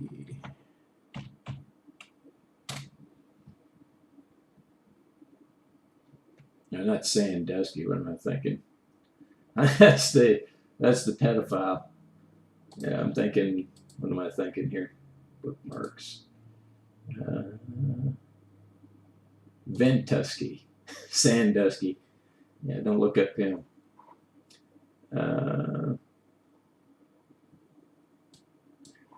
Let's go into the future here. Change dates to the weekend, 16th. Snow cover. To the 17th, 18th. Yeah, their forecast changed for a week in advance. Yeah, 14th, 15th. Yeah, we're no longer seeing that snow that they were predicting. That's interesting. Yeah, that's pretty cool.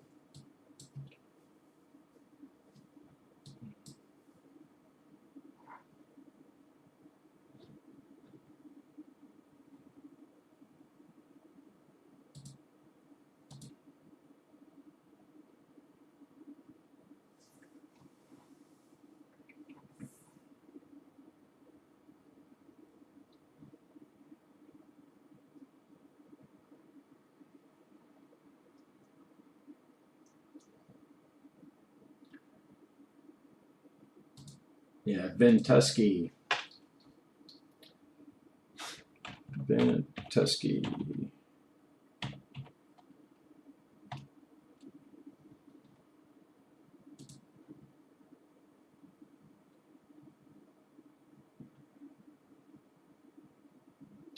It's pretty warm.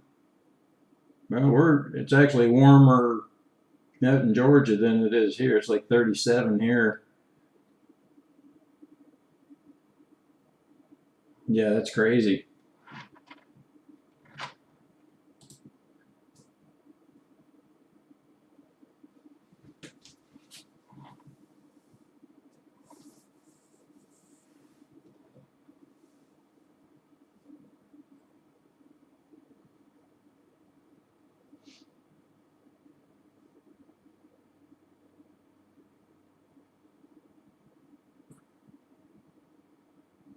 RMI.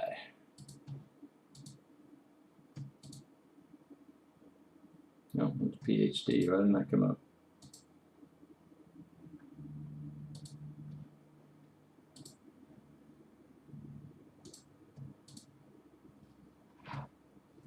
Yep, it's starting to rise a little bit. Definitely, you'll always notice that your CEFs don't move anywhere near. They're nowhere near as volatile, but they're consistent at dividend paying. So if you squeeze them together, you took all these out and said, okay, it's nowhere near the same amount of move as the higher price stocks. These are pretty much just income paying stocks, so it's a good thing to have in your portfolio because you keep on, it's just a cash machine. That's what you want. You get this one more on the chart here so you can see it. It's trying to get away. Yeah, that looks better.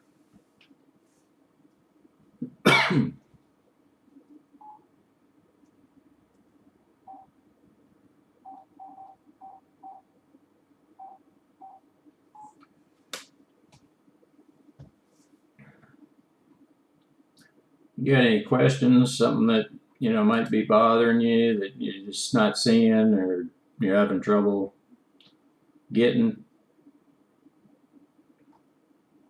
It's pretty straightforward. Do the same thing every day, so you shouldn't have to. If there's something that's bothering you about your platform, maybe I can help you with it. If you want to have like better charting, there's other kind of charting packages that are out there, but there's really no reason to have them.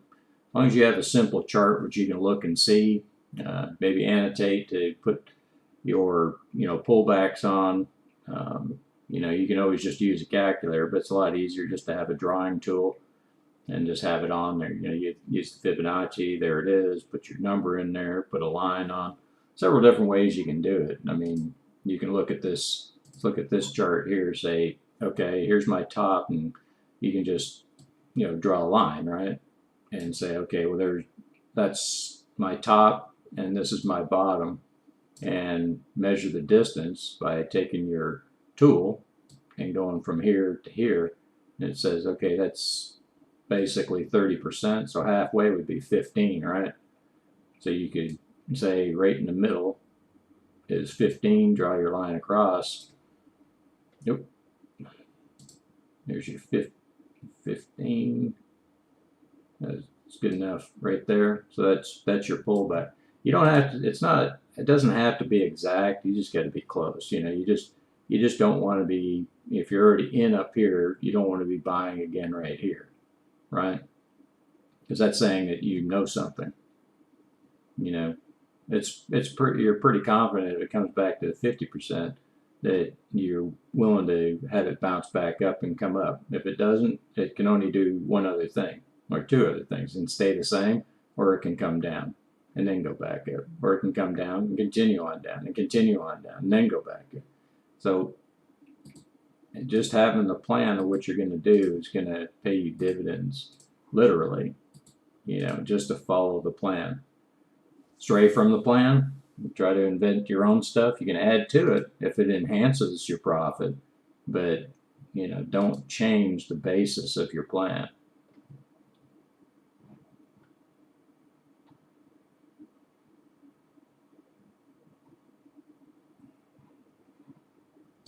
I had a continuing on down. Let's see. Nope, just hanging out.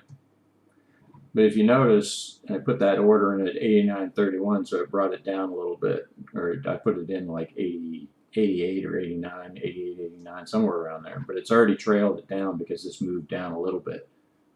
It may come back up and hit it. We don't know.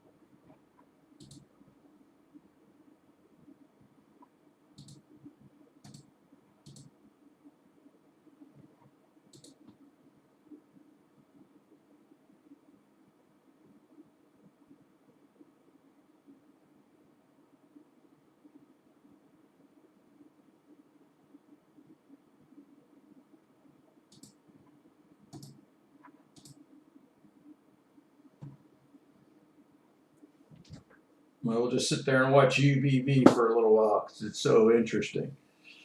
Yeah. Oh, market is just kind of all over the place right now.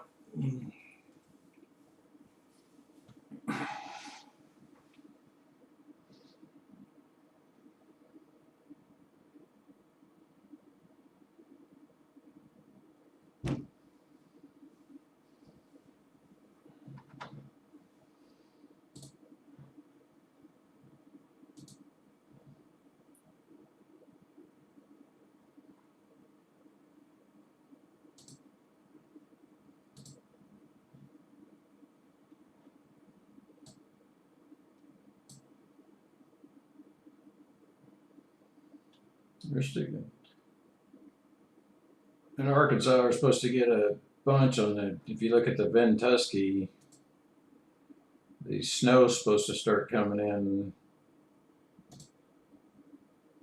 Looks like Sunday. Oh, just a little bit on Saturday. Possible Friday. Friday's it's supposed to start Friday, Saturday, Sunday, Monday. Shit, by Tuesday we're supposed to be 6 inches of snow. Man, Wednesday, Thursday, 7.2 inches by the 18th. That is crazy. Hopefully you're looking forward to that. You need to be doing much. Ooh.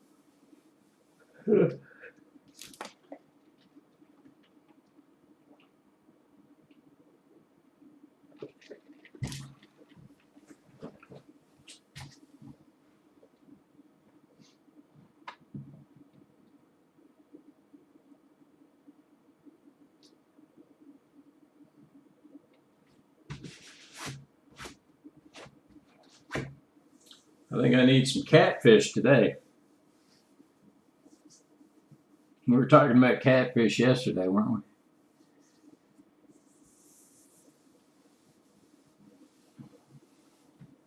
It's probably been a month since I had some catfish. Oh.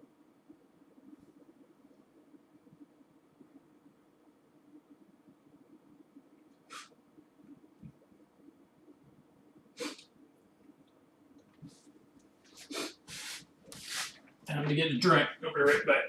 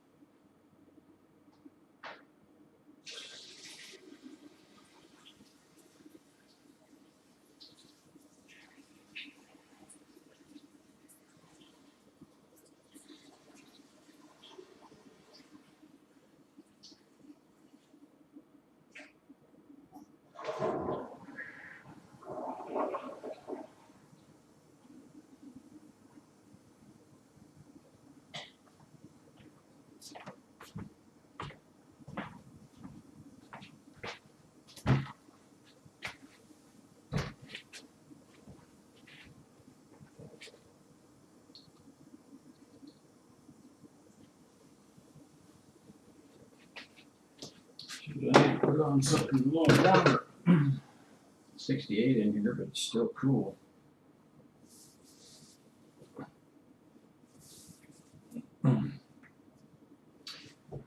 Whew. Do some laundry too.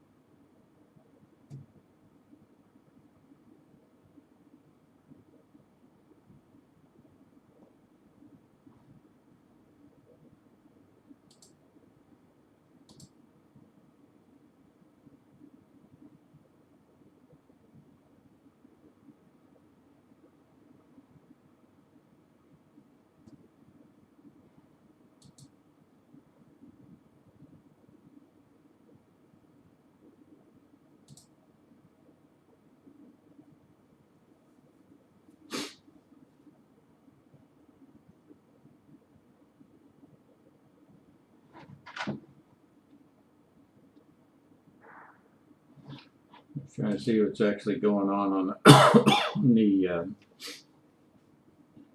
they're still showing down negative 58 on U.S. futures, negative 572 on the U.S. 500 futures. Dow Jones is down 77.50.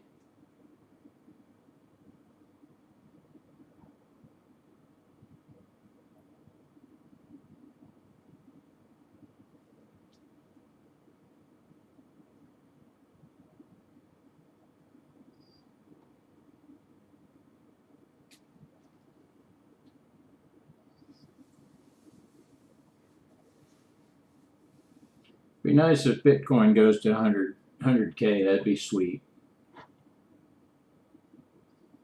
Never know. It's getting pretty close to $1 trillion in market cap. That's incredible. That's a game changer right there.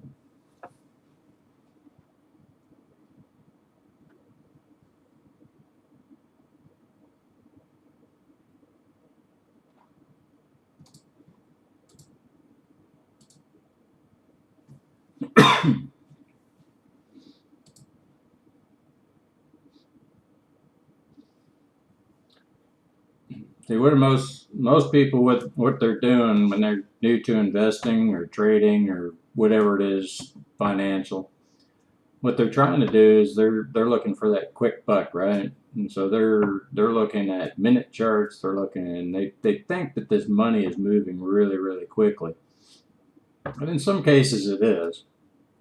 But when you look at these overall stocks and you look at the overall volatility of most of these stocks, it's pretty low.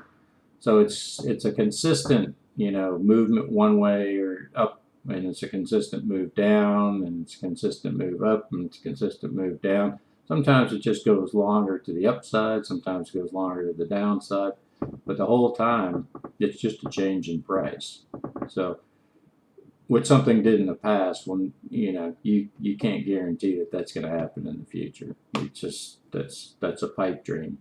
So any of these experts out there that are telling you they know where it's going, like they spend, some of these financial institutions, these hedge funds, they spend so much money trying to figure out, what company A is doing and what company B is doing. They're the competitors, and why did they put flowers in their front window, and why did they do it? And it's like, my God, what are you doing? You're spending money left and right, and the whole idea is, look at what they're like. I can see saying, okay, hey, I want to invest in your company because I want some ownership in it, but I've got a couple $1,000,000 that I want to put in there. That's a lot different than what we're doing, right? I'm like, if you got a couple $1,000,000 to invest and somebody's actually asked, hey, we want you to put some money into Tesla. Say, well, what am I going to get on my return? Well, we're not paying dividends right now. You just have to hope that the company grows, right? And is this actually, if you look at the books, is Tesla actually making money? I mean, that's a big question. Well, so far, no. So how is the stock price $900? I mean, it's a good question to ask, and there's a lot of people, they're starting to call Tesla like a cult following. It's like, well, maybe it is, maybe it isn't. Maybe it's the best car on the planet. I don't know, but it ain't paying dividends. So at this point in time, I'm really not interested in whether or not it's selling cars or not. What difference does it make to me? I mean, it's a big risk. Why? If I want to buy one share, that's fine. Now you're on the hook for $900. If it goes down to $450. What are you going to do? You going to sell it and lose $450? I mean, some people just look at that like it's $5. It's like, oh yeah, well, whatever. It's entertainment to me. It's just $5. I took a risk on it. It's like, okay. Why even bother with those? If you really liked it, say back in, I don't know when Tesla started, back in, was it 08 or something like that? I think that was the first year, maybe 07.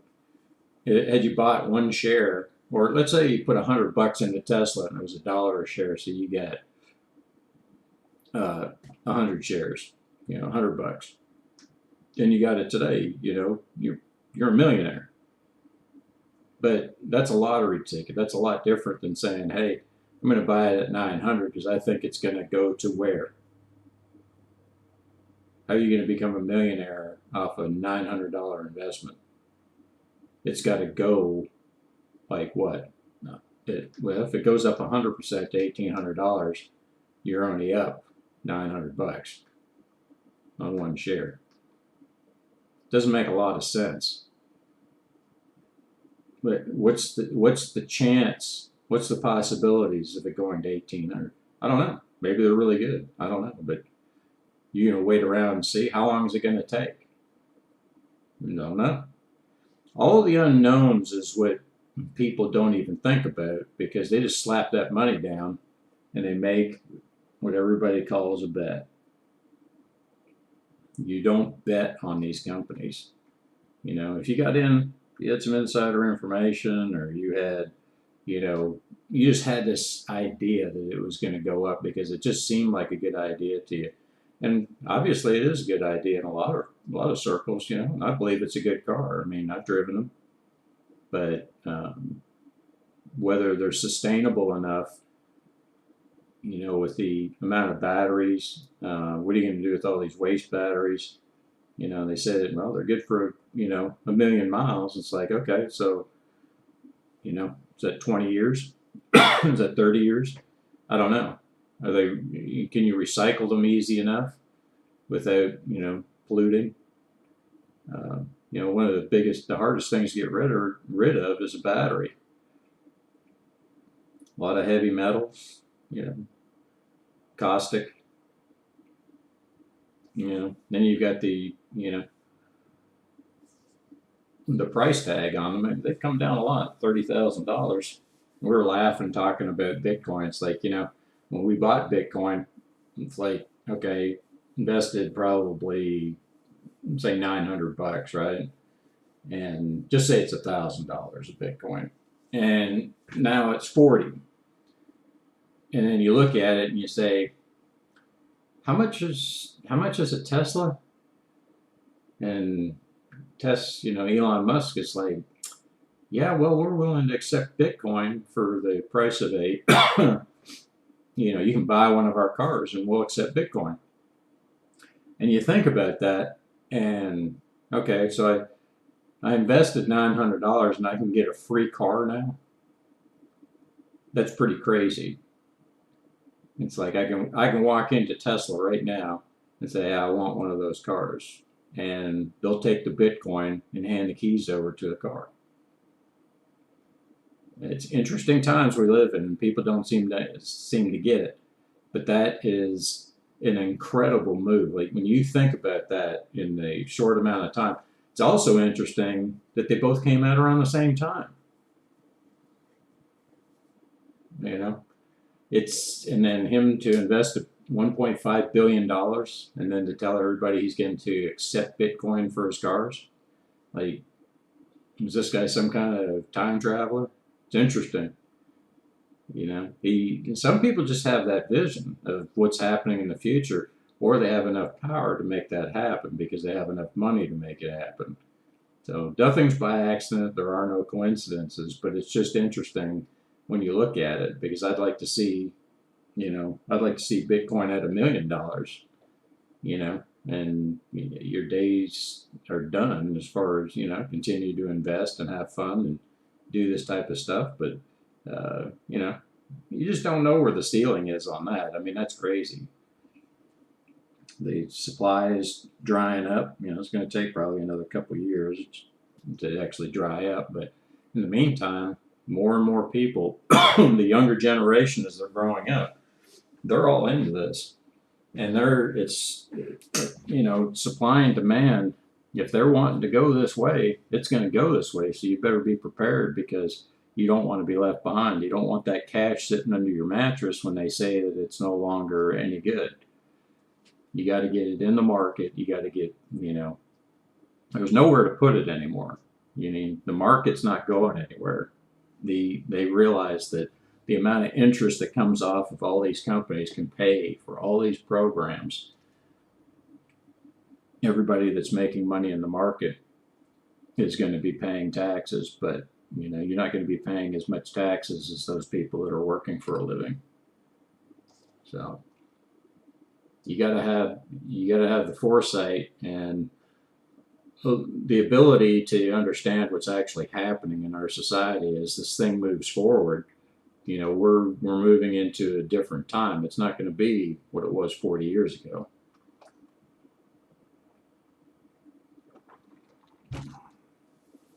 I don't know what's going to happen, but you look at these things that are happening in the market, you can see where it's being pushed.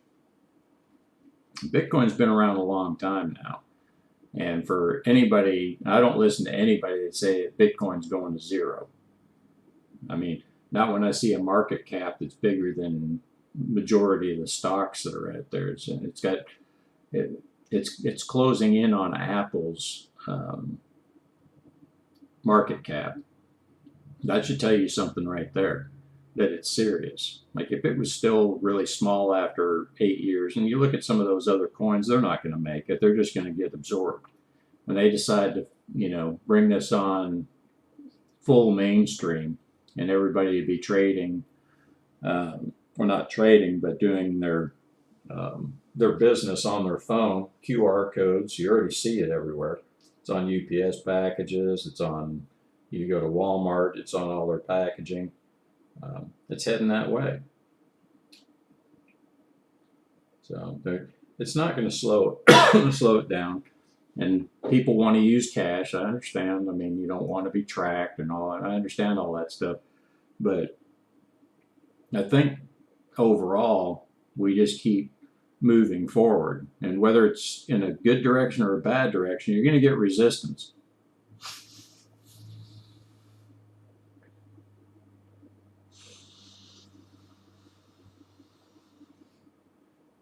But just wait until they start, you know, and telling you they're never going to mandate certain things, but they are going to change your currency system. It's going to be very, very controlled. They're going to know what you do, what you buy, and I try to look at it from the positive side as well as not put my head in the sand and think, yeah, nothing bad's going to come out of this. It's just going to be all peaches and cream. It's like, nah, there's some bad stuff that can come out of it. But you look at the dumbasses that, oh, hey, we can use Bitcoin because they can't track it. I was like, the drug lords, man, have been arrested over the years. I mean, I can go down the list of the idiots that have been arrested for using Bitcoin for transactions because they're sitting there just watching it. Now you got your name on it, or whether it's your address, you want to use a fake address, whatever. They know who you are. They know what you just bought. So, if you're not doing anything wrong, you ain't got nothing to worry about. But if it gets to the point where they're using it to try to control you, that's when you got an issue. But they're already using it. Was it called social credit system over in China? Yeah, I don't like that idea, and I hope it never comes here. But unfortunately, I think that's the way it's moving. But they're going to be taking little pieces of security. The only thing that we have saving us from that type of thing is your free speech of the Constitution. So I mean, you have to be willing to opt out of certain things, and maybe you don't have access to the opera. Maybe you don't have access to certain social things. You can't go to concerts. You can't go to this. You can't go to that. They're just trying to make your life hard, or like you can't work here, you can't work there. And it's like, out of that, there's always another side to it. Don't always look on the bad side of it. The other side of it could be that now who, is pushing this stuff, and they make themselves known to you, and then you can make your financial decisions and live your life the way you want to live your life. But as far as making money, this is the only way you're going to make money in the market. I mean, there are other ways. I mean, I wouldn't be so, brash and say that, or have the ego and tell you that, if you don't do it my way, then it's the highway. But if you can figure out a different way to do it and still make money, I mean, I'm all for it. But, I figured this system out, and you can make money doing it. It's not get rich quick, but it's consistent income. It's a simple numbers game.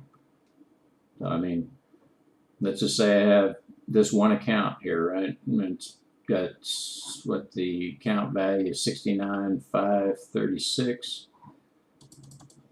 That's 69,536. Multiply that by 8.72%. So this account should bring in $6,064 approximately, right? For the full year. Now that's not including trading.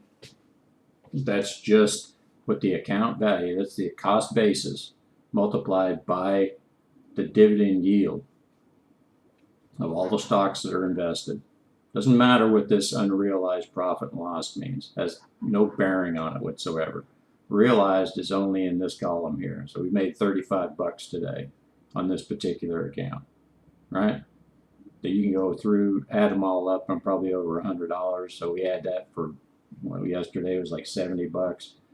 So and then you can average it out over time. You're like, well, whatever. If you're making $50 a day in the market off $60,000 or $70,000, then you're making $250 a week.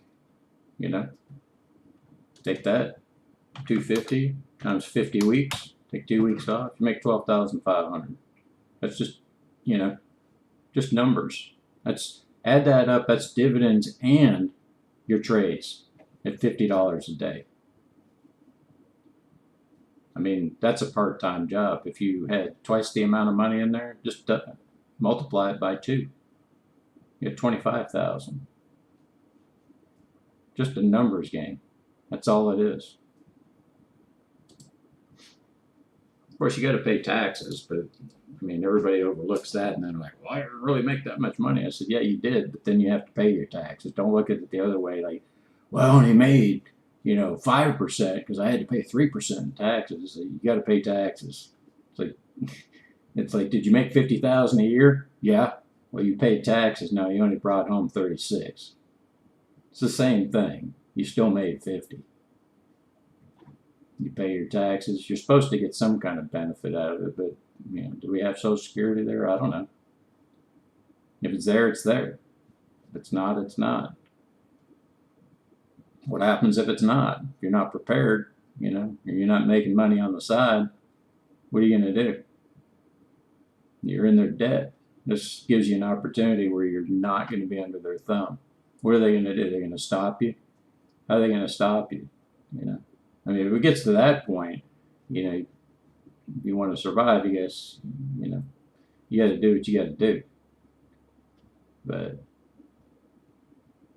I think we're at a point in this world where, unless there's some major catastrophe, I think, everybody's going to be okay.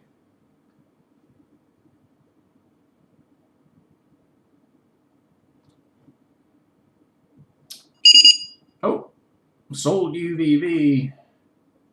How did that happen? Okay, now because this is on the scan, right? Where's that at? I thought it was on the scan. Well, it's not on the scan, so forget that. I don't see it on there. That was on last week's. So what do we do? We go down to UVV and we take a look at it.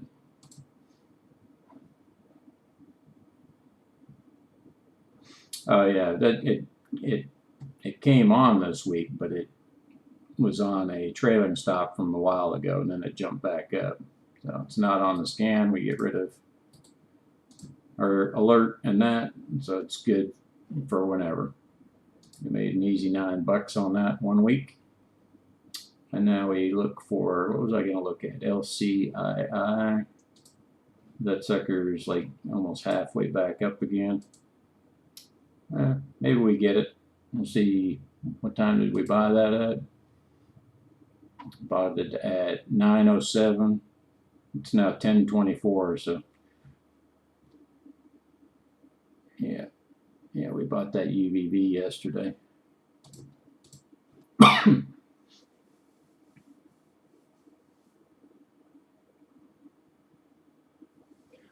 Yeah, you're right. I mean, they know exactly where all these knuckleheads are, moving their money, because they figured out that Bitcoin is easier than trying to get, a trainload of cash to somebody, because these guys, they deal in millions of dollars, and they come after them because they said, hey, it's a lot easier to hit a button and transfer that money to get what we need. What was that dark web, Silk Road, and all that other crap, and then Snowden and all those other guys exposing everybody. It's like, well, I mean, common sense would tell you that, we don't know who really came up with Bitcoin, but chances are it was DARPA or it was some government agency that threw it out there, like, to get everybody to start using it. I mean, who cares? I mean, it's like, if you're not doing anything wrong, you ain't got nothing to worry about. I mean, it's not like criminals don't use cash either. You know, they can track the cash if they got numbers on it. Same thing.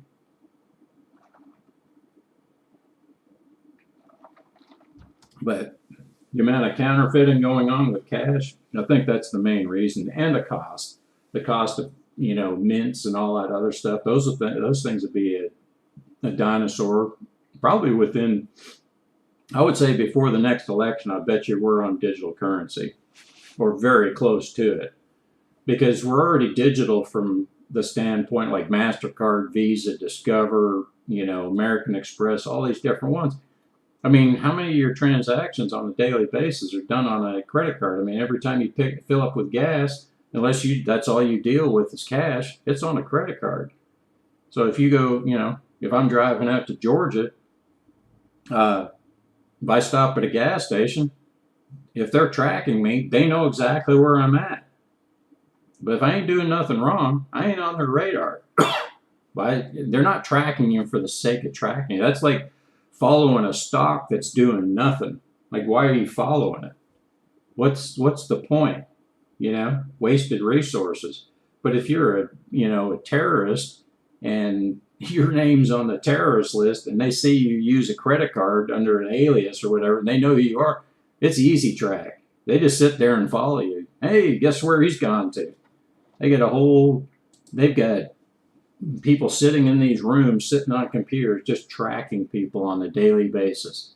This guy's a threat. This guy's a threat. That guy's a threat. This woman's a threat. Where's he at? Oh, he's out in the Caribbean. You're on a plane. They know. So why worry about it? Live your life. If you don't want them knowing who you are, then cut up all your credit cards. Get rid of all your electronic devices. Find you a cave somewhere. Start cutting down trees for your wood. Get you a rifle. Get you a shotgun. Make you some traps. You can live. You can go back to the old way of doing things, or you can say, hey, I guess I need to work within the system. Don't be afraid. You can always say no. If they get too overbearing and say, well, I guess that's it. I don't want to do that.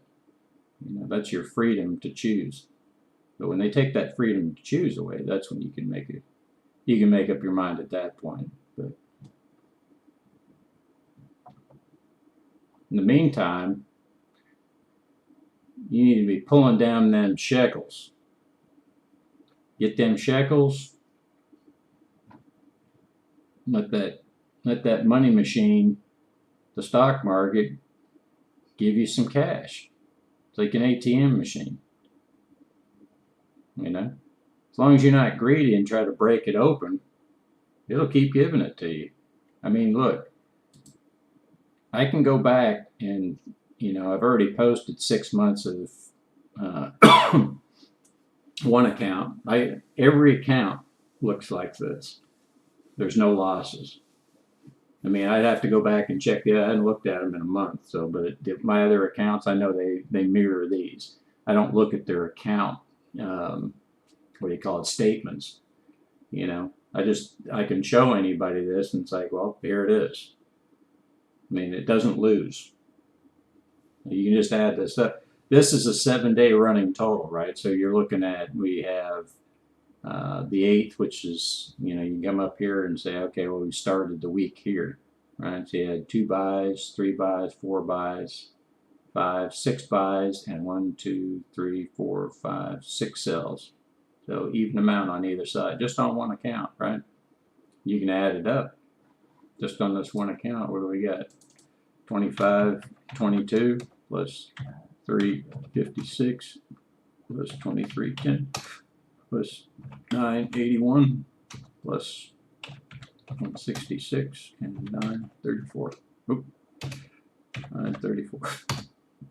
No, this week just on this account, 7269. 2 days. We're not even halfway through this day.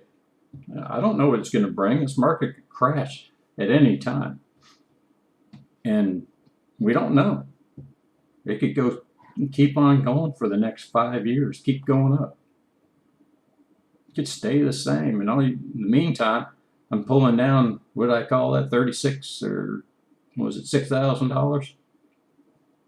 I get $6,000 no matter what. The dividends just keep on paying. Short of a world war, knocking everything out, internet's down. But the interesting thing, if I lose power, guess what happens? I keep getting paid dividends. Doesn't change. All those cells I have in, they're going to continue to sell. My computer doesn't have to be up and running. I don't have to be sitting here looking at this. It's going to get paid. The only thing I have to do is when I have a buy, which I could go to work, right? I could take off, go do something, come back at the end of the day, the market's closed, and I can look and see what bought. I can put my orders in to sell based on how it's structured, based on your dividend amount, and put those orders in. Go do something else. You come back the next morning, take a look and see what's going on. Do I need to put any orders in? Do I need to check anything? Nope. So you can shut this down right now and go on your merry way. You don't have to be sitting in front of this. These orders that just came in, you can take advantage of situations when you just happen to be sitting in front of it, like LCII, right? Because I have a feeling that sucker's probably going to cash. But let's see.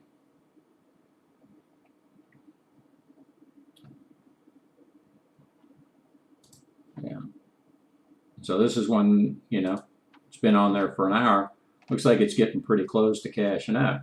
So if it cashes out, but you just happen to be sitting there, but look, if you had an alert and you had your, hooked to a cell phone, you get this alert and you're like, oh, hey, I better put in my order, right? So this is your job. You put your order in. You're an order entry clerk for your own account. You put your order in to take profit when it hits at that level. A lot of people invest. The old style was like, okay, just buy in, and of course, let's say they had $100,000. They put $10,000 into 10 different stocks, and they just leave it. They don't want to look at it. They don't want to do anything, right? So they're collecting dividends and they're reinvesting those dividends. Well, all those accounts are going to have different values a year from then. Some of them are going to be up, some of them are going to be down, some of them are going to have, the dollar cost averaging as they're going down, some of them are going to have dollar cost averaging going up. What's the value of that account? Nobody knows, right? One thing I can tell you is they hadn't made any money yet. Why? If it's up, let's say it showed, $10,000 in the account and they spread it at $1,000 per stock. They get all those dividends, but they reinvested them. Well, let's say the account value is $12,000. How much money have they made? They haven't made anything yet. They hadn't realized anything. They still have $10,000 that they put in. The account showing up $2,500. But how much have they made? They hadn't made nothing yet. They hadn't realized the gain. It's an unrealized gain. So let's look at it the other way. Let's say you put that $10,000 into the market and you spread it out $1,000 per stock. And now after a year, even though you kept reinvesting the dividends, the stock portfolio is at $7,500. How much have you lost? You haven't lost anything. You hadn't realized anything. You hadn't sold anything. You're still making those dividends. This is a hard concept for people to get their head around, and I don't get it, but it's some type of mental block that you know, and maybe I had a little bit of that when I first started, but they didn't realize, or they, I guess when they see people lose money, they don't want to be that guy, you know, and they're like, well, I'll tell you a story. Back at, what was it, 88, when the 87 or 88, when the market came down, I can remember my old man. He, I can't remember the exact amount of money that he had in, but I can remember him being really upset and having to call his broker and basically told him, I told you, sell my stuff right now. I'm not taking any more loss. And of course, I didn't know shit back then. And, you know, come to find out, he lost like $50,000 in that, you know, mini crash and never got back in the market. Now, had he left his money in there and not sold it because he was afraid of losing it, right? Because I don't know what he was invested in. I don't know the details of any of that stuff, but I always remember him losing 50 grand because he was having an argument with somebody else, and I just remember the numbers, and it stuck in my head, and I was like, you know, and I didn't understand at the time, and then up until maybe 15 years ago, when I really started investing correctly, I said, he didn't have a clue. And this is a math genius. He's got 2 degrees in mathematics, worked for Xerox, you know, for majority of his life, and just, you know, smart when it came to that. But he didn't understand investing, didn't understand that you don't pull your money out. And it's not like he wasn't making money or he was unemployed or whatever, and he needed the money. Like he's going to go, you know, he's going to get kicked out of his house or whatever. This is money that, you know, he'd been investing for years, and he just, I mean, he took that hit. I mean, there's no, you don't, if the market goes down, you know, you have to know that that money is going to continue to make money. And if it comes back, maybe it comes back in 6 months, maybe it comes back in a year, maybe it's 2 years, but the whole time you're making those dividends. So whatever the dividend amount is, that's what your concern is. If you're making $6,000 off your account, doesn't matter if it's at all-time highs or all-time lows, it's paying you that. Now, sure, the dividend amounts could probably change a little bit. Maybe you're not paid as much, you know, but are all the companies going to stop paying dividends? Like, really? They're still making money. It doesn't matter if the market's down, up, sideways. So it's important to get your money in the market. You know, if you got it in the bank, you know exactly what the bank is doing. The bank's taking your money. I like to use round numbers. They say, okay, well, we made 10% in the market. We'll give you 20%. And you're lucky if you get that anymore. I don't even know what a bank rate is. Let's look up what a best savings loan or best savings CD. Okay, high yield. That's great. High yield. This is their idea of high yield. Savingsaccounts.com. Marcus by Goldman Sachs. Savings account. As of 2/9/2021. Monthly fee, 0. And it compounds daily. Great. 0.50%. Think about that. 0.50%. Is that something you want to have your money in?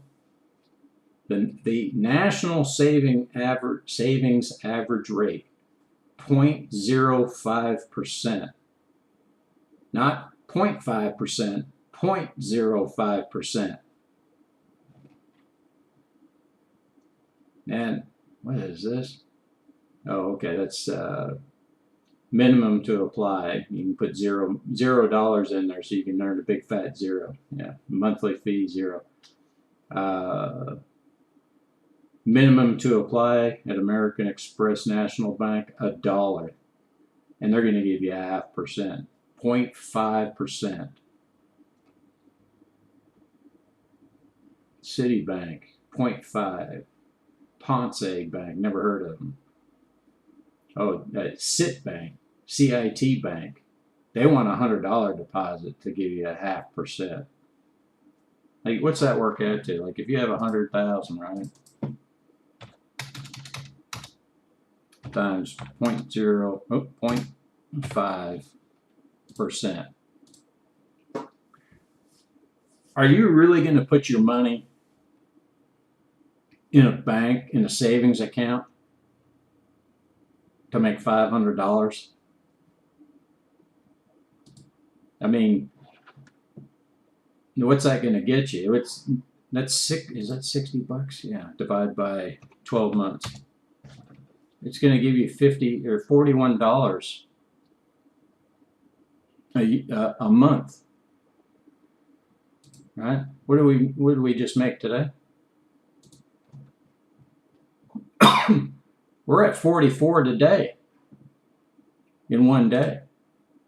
41 for a month versus 44 for a day. That's on one account. And that's on a $69,000 account.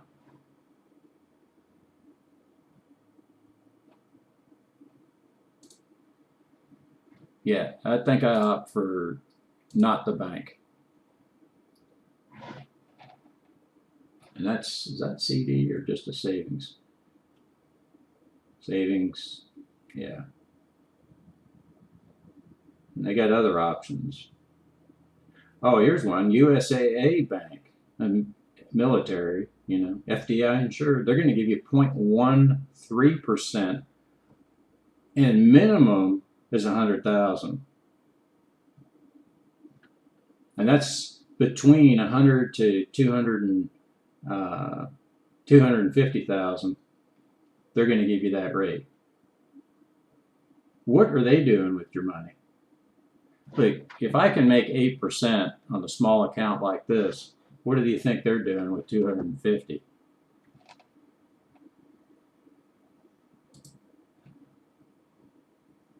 I don't know. Do your research. Think about it. It's not fair that they don't tell people, but they don't tell people because they're greedy, and they don't have to. There's no law because you're ignorant that you don't want to figure it out. Then they try to steer you away from the market. That's what it's all about. They want you to give your money to them so that they can invest it for you. So this is what they're doing. They get your money in the bank, they take it, and they invest it in these stocks, making 8, 9, 10%. Then they give you your little 0.5%. That's what they're doing. But they call these, choose a high interest account from our top list of banks to start saving today. Think about it.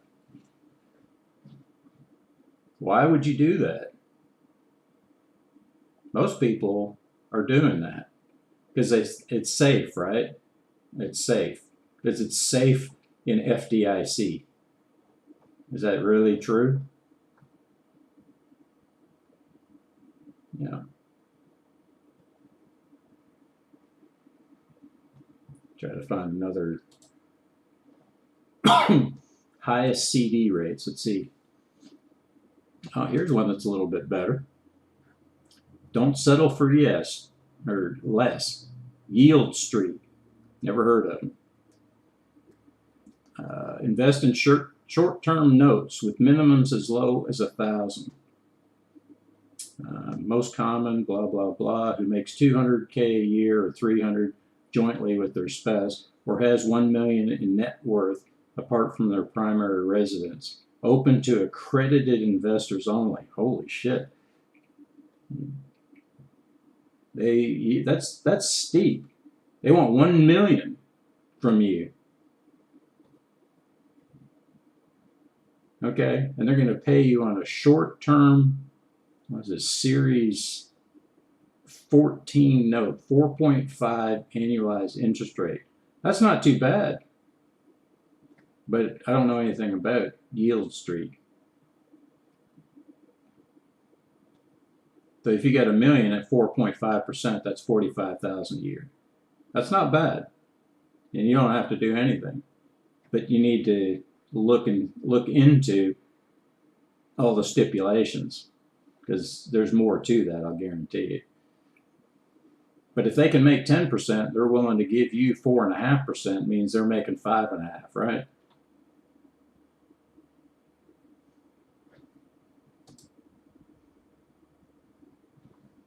What else are they saying? Yeah. So Marcus, Marcus by Goldman Sachs, 6-month CD, 0.25% APY. Ally, 0.4. Capital One, 0.25. National average, 0.24%. That's awesome. Short-term interest, typically over a 180-day term. Investors receive monthly interest payments at an annualized interest rate and their principal at the note's maturity. Interesting. Uses money to raise short-term notes, warehouse facilities, and credit lines to fund investment opportunities that are then launched on the platform. Okay.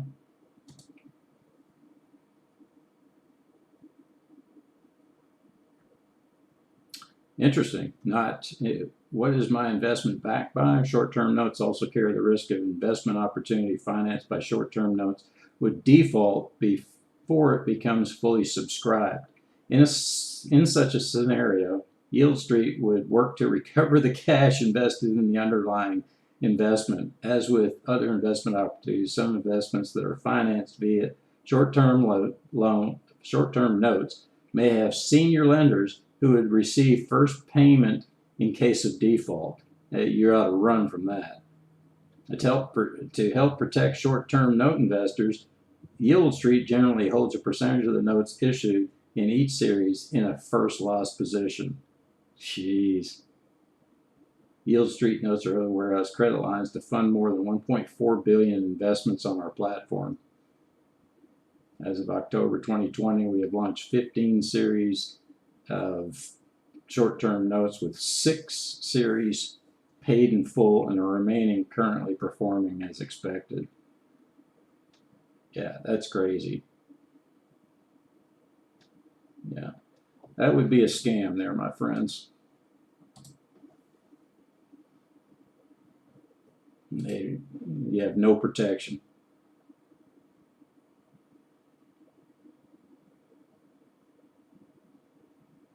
Yeah. I mean, I don't even see 1% anywhere.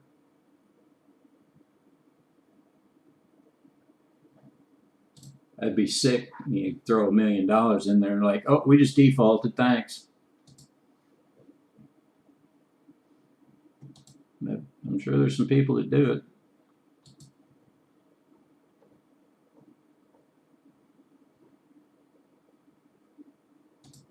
Is LCI going to hit before lunch? Come on, I got 8 cents to go. What's the spread? See how big that spread is? I mean, that's $1.70. It's pretty big. Now, this is where people get into trouble too when they're doing it. It's like right in the middle. You look at the last price at 145.82. That's the actual price, the mid price that somebody paid, right? But the spread on it, what that means is if you were to try to like buy this right now, you couldn't get it at the mid price. You'd have to pay what I'm trying to sell it for, because maybe I'm the only order in there right now. That's quite possible. Let's look at the volume. 200,000. It's kind of hard to say. I mean, I doubt it, but it's just funny how it correlates to my my number, right? The 145.90. If somebody's willing to pay that, then I'll sell it to them. Let's just say that's me, just for shits and giggles. But the difference in that 145 to 190, the broker will pick that up. They'll actually make that 8 cents. that's when you start seeing those spreads. That's why limit orders are so effective, because you don't end up paying those spreads. You get it for what you said it was. So example would be like Next Star that just activated. We just bought it. We'll come in here and do our thing, and I'll talk more about that. So 124.79.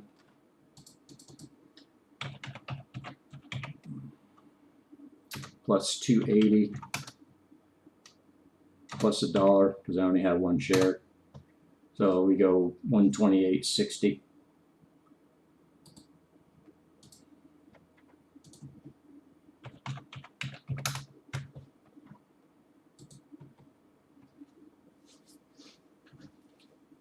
All right, you can see they've already taken the dollar out, so the value is 124. I paid 125. They take the dollar out, so it's 124.79. It is rounded up there just so you can see it. But the whole idea is, like, if you buy at mid price, you want the price to come to you. But if you pay and you say, oh, well, I'm willing to pay the difference in the spread, you'll actually pay the difference in wherever that product is in between. If you look here at this OPP, the spread is 1 cent, right? But when you start seeing 45 cents, you might end up paying that 45 cents, and if you had one share, you're down another 45 cents. Doesn't seem like a lot, but that's why you don't use market orders, because then they sell it to you for what they want to sell it to you for within that spread. Yeah, it doesn't matter, in a market order, if the spread's 1 cent, you might give up a penny, so who cares? But you start talking hundreds of shares or thousands of shares, trust me, the big boys, they care about that spread. We don't care so much about it, but still, I like to say every penny, every shekel matters. Let's take a look at LMT, because LMT is one of these cyclical ones. It's all-time high. I wouldn't say all-time high, but high. It's coming down. Came down here, retraced back up. See, high, low. Where's the middle? Came back to the middle. High, low, come back down to the middle. Right. So we got high, low. Where's the middle? Somewhere in here. We just don't know when it's going to continue. It's going to change direction and trend the other way. But we're ready to sell it when it does. We want to be those sellers when those buyers are buying it up. And that's how you do it. It's real simple.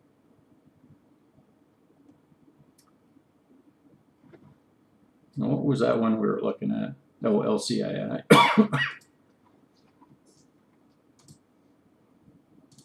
Yeah, just hanging out there.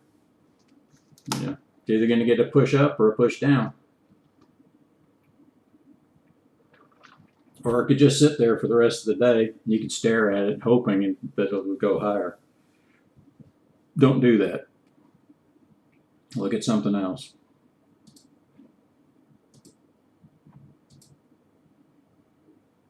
Yeah. SAR's just kind of hanging out.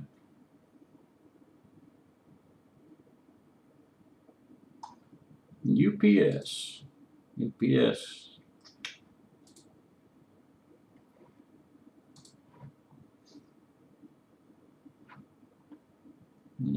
is another one that moved their dividend up. Oh, look at there.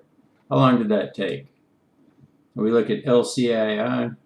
It was 9:07, sold at 10:54, so an hour and 47 minutes. Make $3. Some people will scoff at that, but now you start to understand when you see it live, and it happens all the dang time, that occurrences make a difference. But what we're going to do with LCII, we go back over and we say, okay, 140.87. So we're going to make sure that we put our order back in, right? Get all this stuff off of here. Start back over 140.87, right? Discard 1, limit 140.87.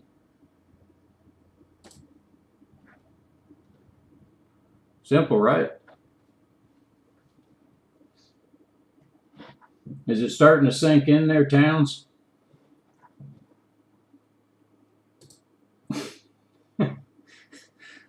I know what you're thinking.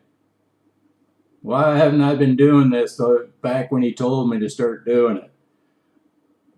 I know. It's fear, man. Everybody has the fear until they push that button the first time. I mean, you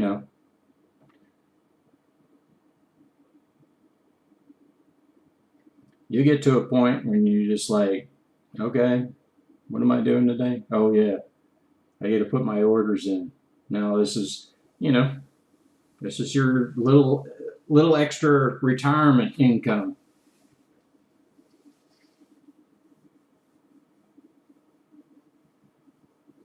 Darren knows what I'm talking about.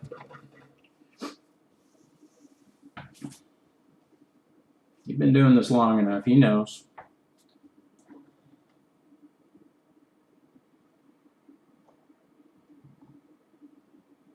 But we'll put that order back in, sit back,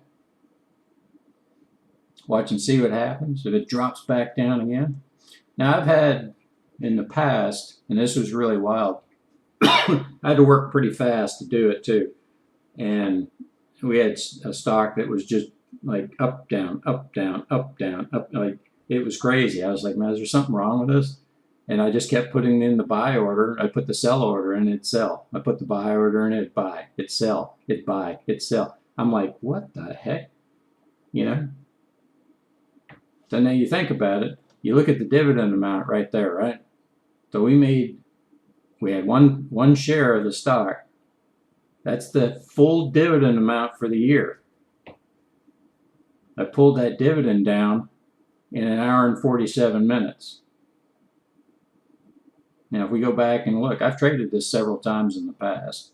I have to go back in. I can probably show you the full, a full statement of all the different trades. So, like, my CPA hates me because there's so many trades, but they look at them they don't look at them on an individual basis. It's just basically a composite. It's like, okay, we did this many buys and this many sells.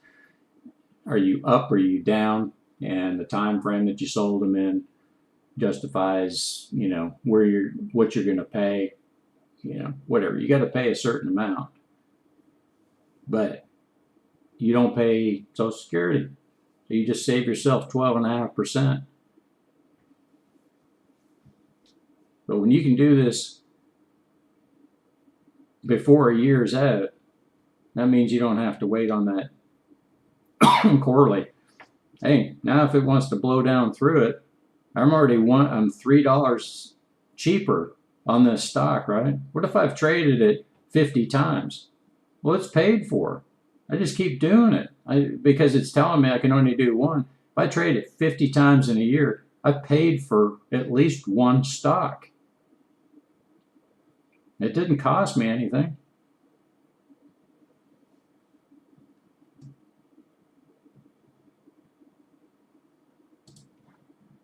Kahlua. I see that and I think of Kahlua. I hadn't had a drink of that stuff since I was in the service. I hate that stuff. HRZN. Is it going to close? Maybe. HPF. That's a little further away. Yeah. Good. Nope. Nowhere close.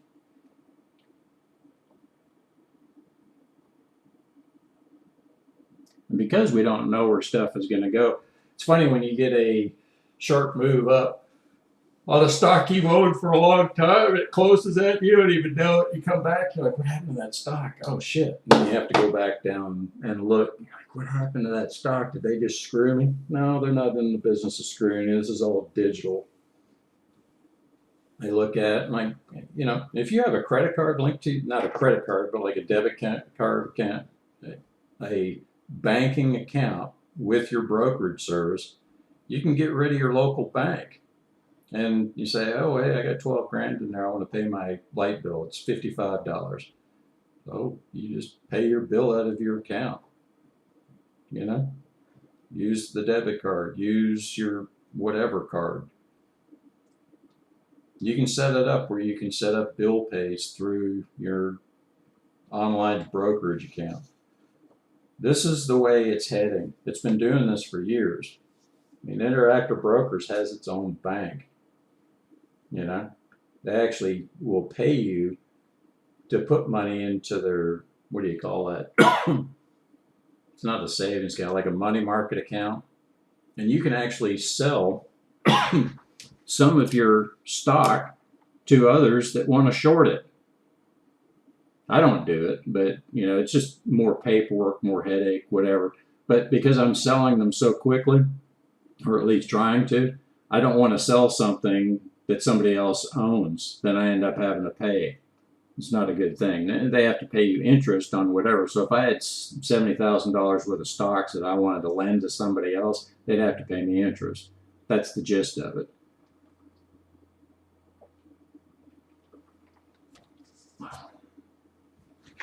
There's all kinds of ways to make money. This is the most consistent way I've found over the years.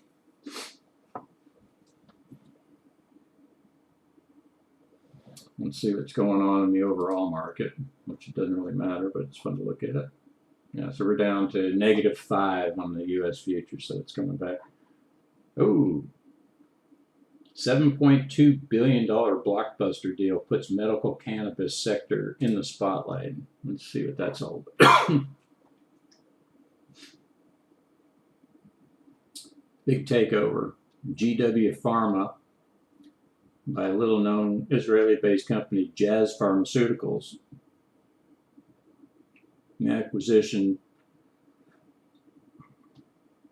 Oh, dang. The high dollar stock doesn't pay any dividends. Of course, it probably isn't making any money. But $7.2 billion takeover.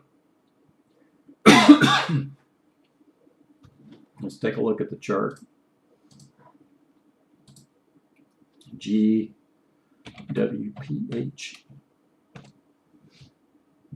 Dang. Now that's a move right there, right? But you notice no dividends. Now, had you got in a couple years ago, you know, bought 100 shares, now it's selling for 2. You just take it and say, hey, I'll put $100 in at $2. So you got $200 in, right? So 100 now times 214, now you got $21,000.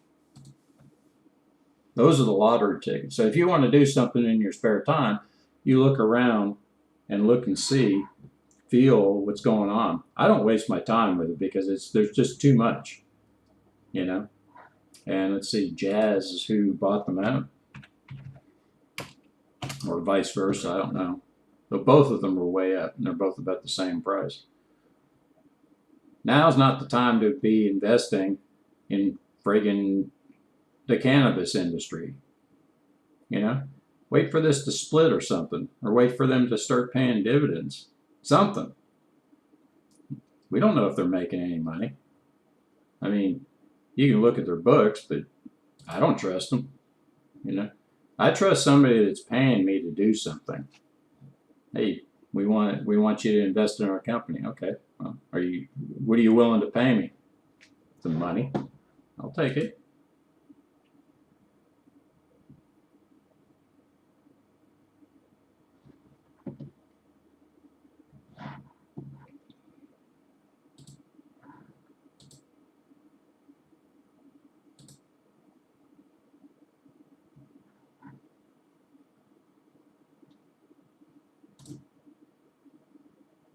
There's a pretty good deal here. 7.75 fixed income investment notes offered by Consumer Portfolio Services.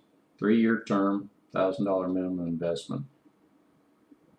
Again, it's a note, established note issuer. You talk to your financial advisor about that.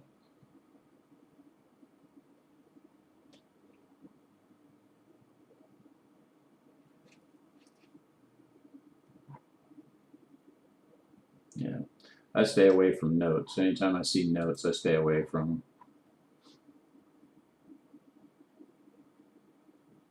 Seeing a lot of that coming online now. People get trapped.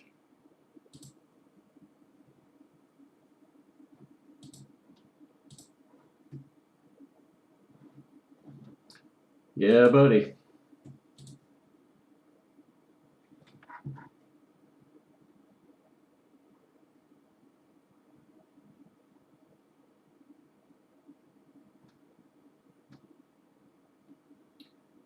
All right, I think it's time to get some lunch. So I'm gonna mute this so that you guys don't have your ears blown out.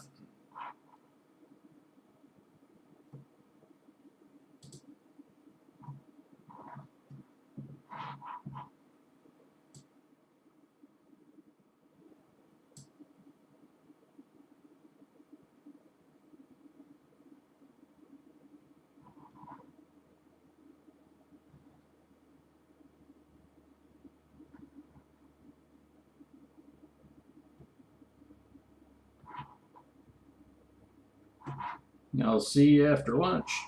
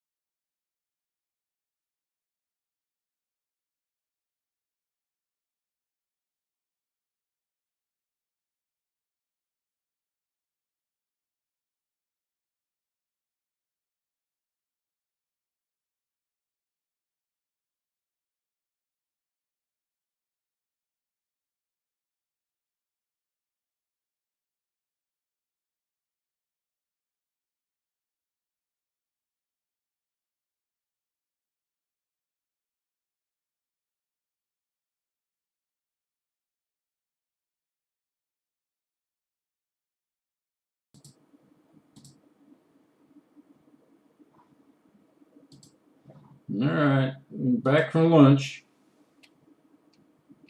Had to have me some catfish.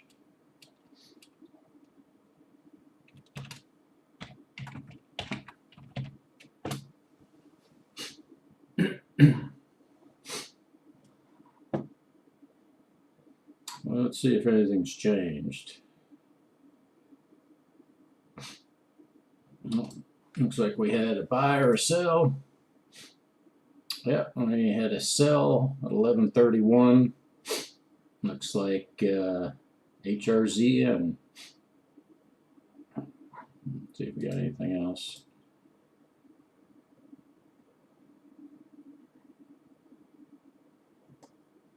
HRZN.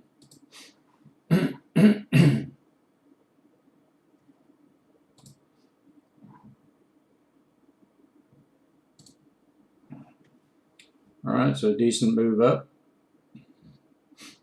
Took that out. So we can remove all the. Oh, I just need to cancel that order. That's the one that comes off. Get everything back to normal. What do we make on that? 1096. Not bad. All right. What percentage of that? 8.3 on your money? We had what, 10 shares? Something like that.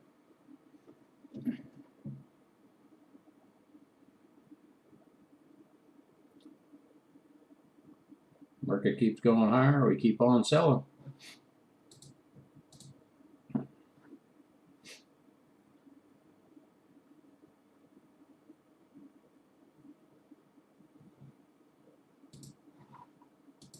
Getting a lot of positive movement. Yeah. Round and round we go. Where it stops, nobody knows. Seems like we're getting a lot of push on all the CEFs. Which is fine, I like that. We only had the one this week on the scan, was PCI. We still got that somewhere.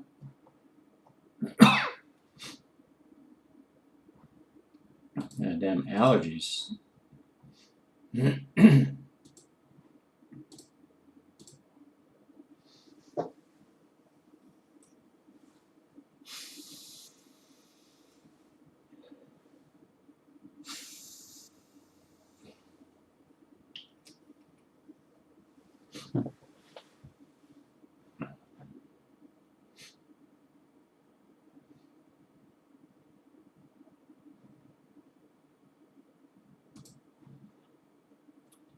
Yeah, PCI. Not close.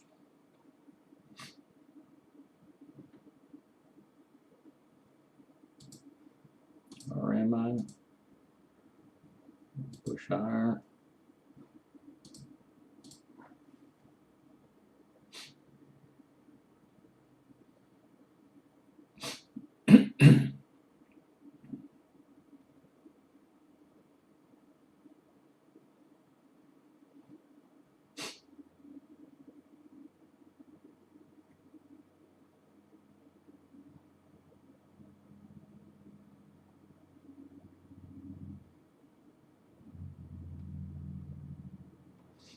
That's when you had a duplicate on this account, but it still hadn't hit. We're close. Let's go a little higher.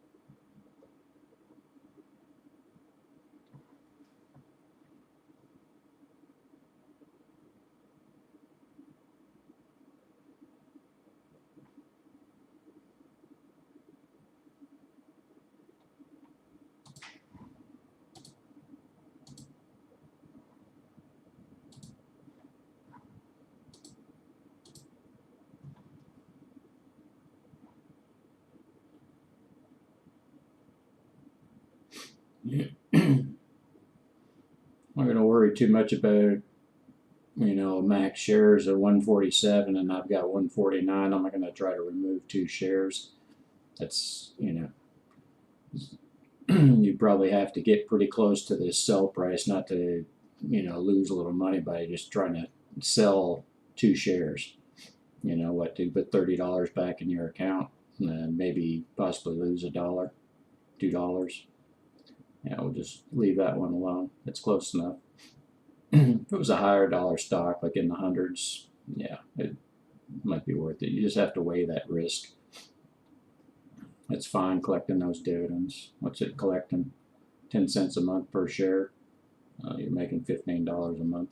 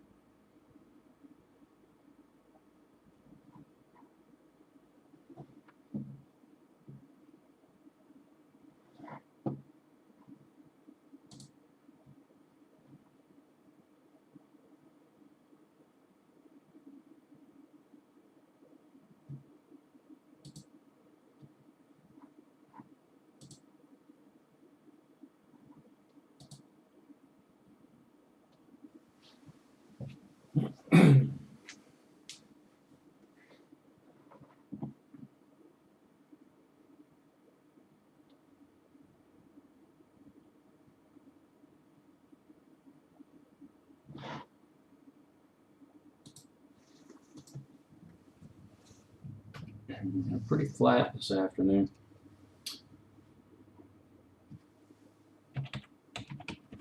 Looking around for a pup. Gotta add to the family. Already got one. We lost one a couple months ago, so wanted to put another one in the family.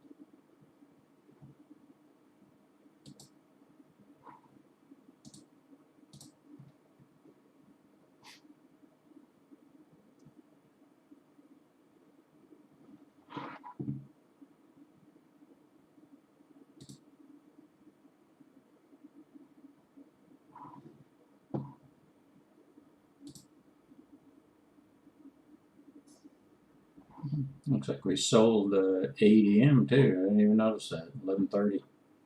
Must have had the volume off. ADM.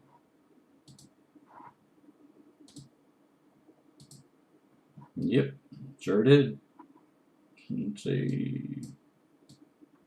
Yeah, that works. Move all the dividend, or all the Fibonacci lines.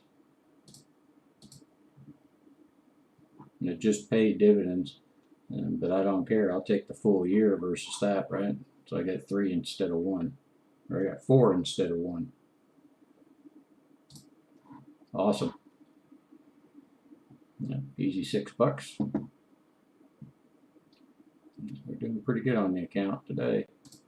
Overall, positive week. We've had, was it 6 or 7 straight days of up movement in the Dow? And then we've got CHY here. This should be hitting. Oh, pretty damn close. 6 cents.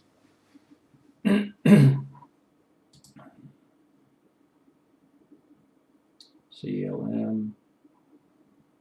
DBL keeps on moving higher. It's one of those slow movers. Maybe we can get rid of that extra weight. 6 shares. You can see the distance, 59 to 23. It's about 50 cents. So make about $6 minus your dollar. Probably gonna be around a $5 profit. But the main thing is you improved, or you reduced your risk on that position based on the algorithm that sets the max shares. And that's the most important part.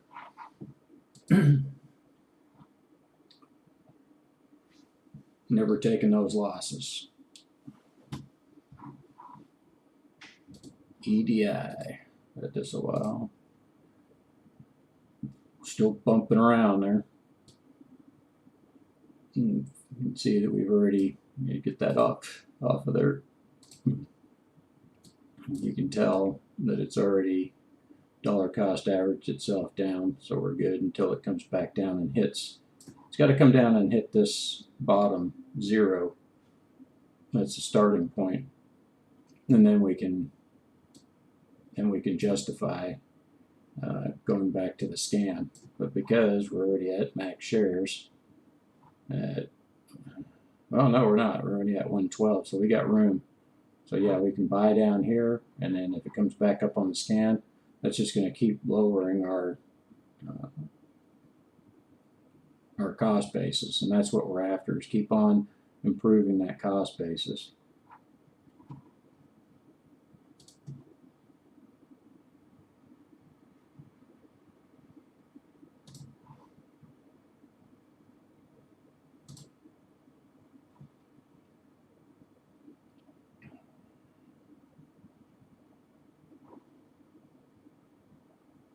Should be getting paid a dividend here shortly, you know, May 3rd.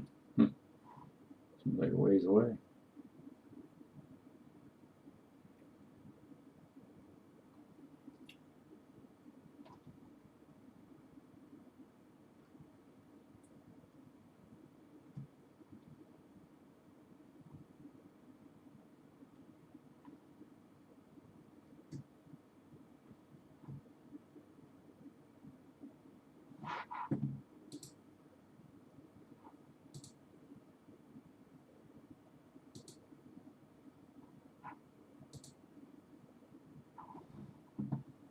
Market's hanging out about plus 38 on the futures, stock 30. Let's take a look and see what DES Mini's doing. ES.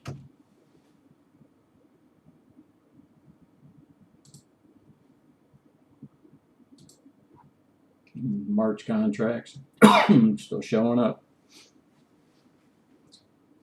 Pretty steep. Like the YM,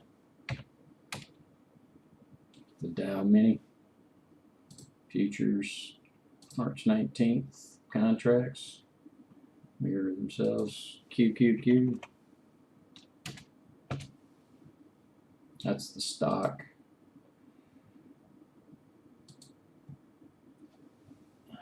QQQ.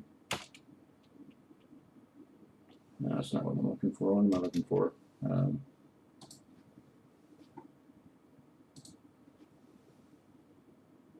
Shit, I can't remember.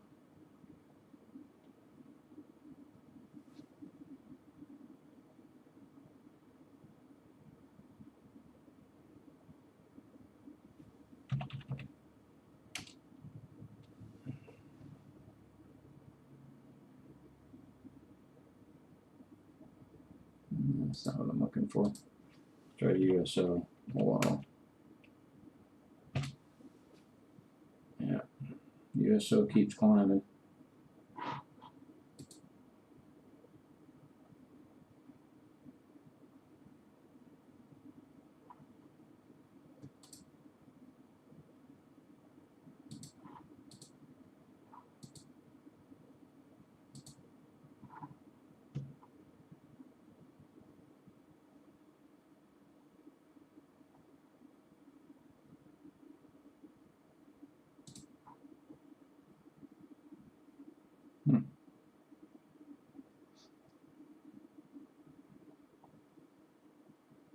I need a nap after that.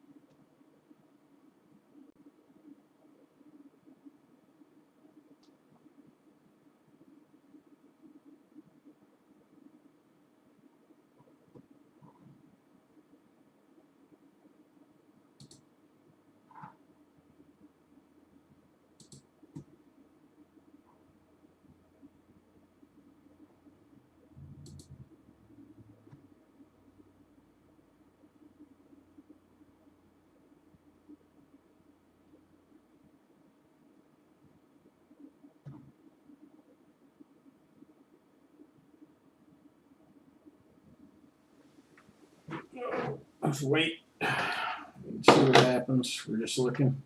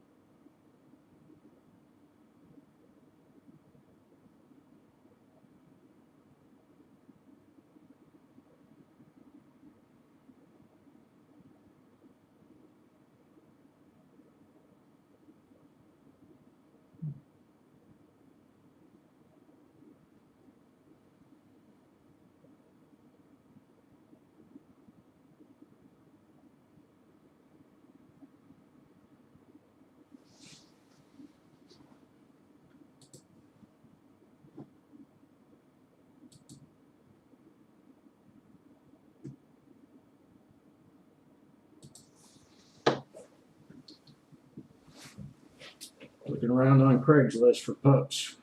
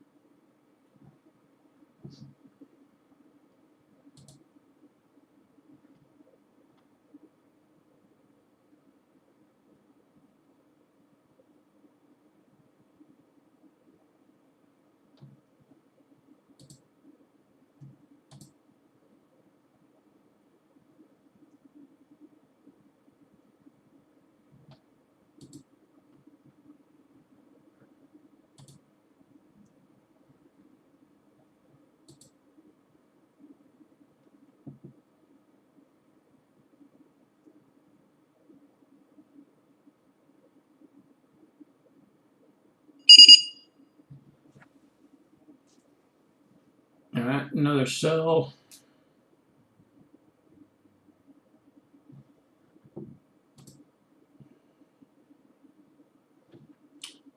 CHY.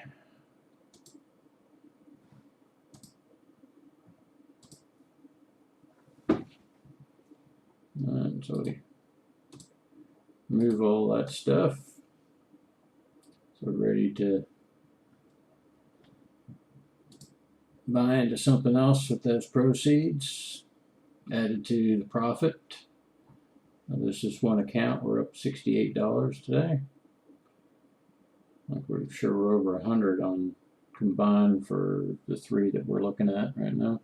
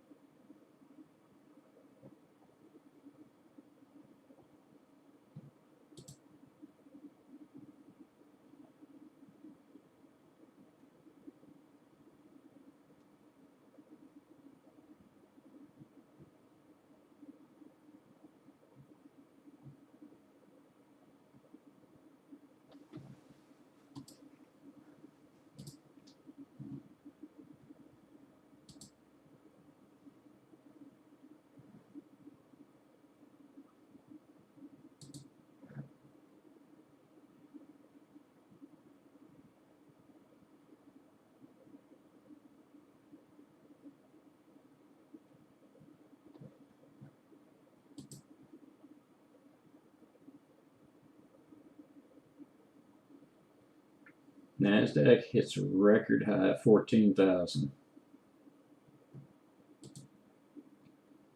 A lot of crazy people jumping on.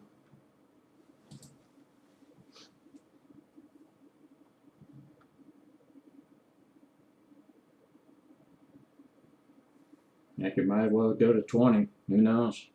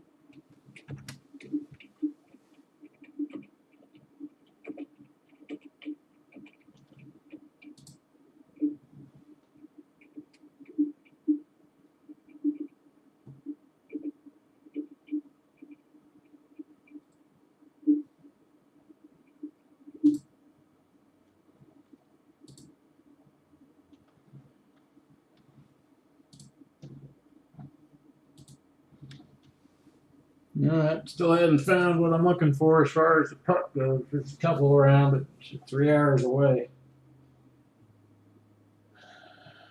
Probably got snow coming in. We'll see.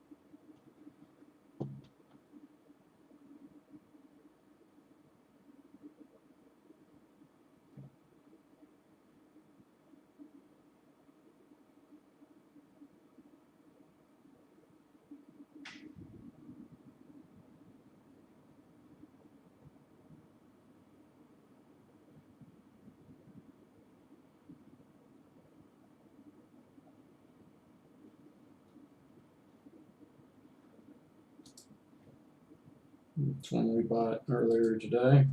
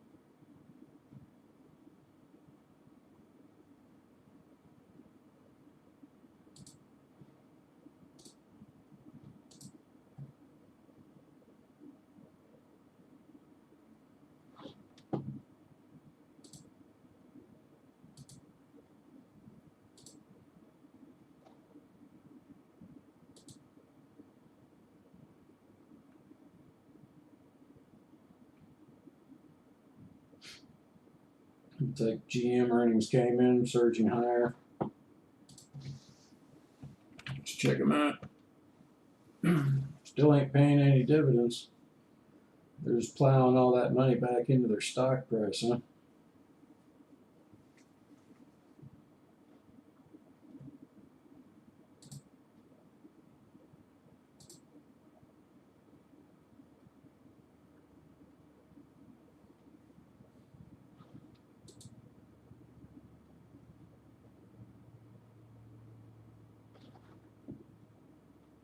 About 2 hours to go.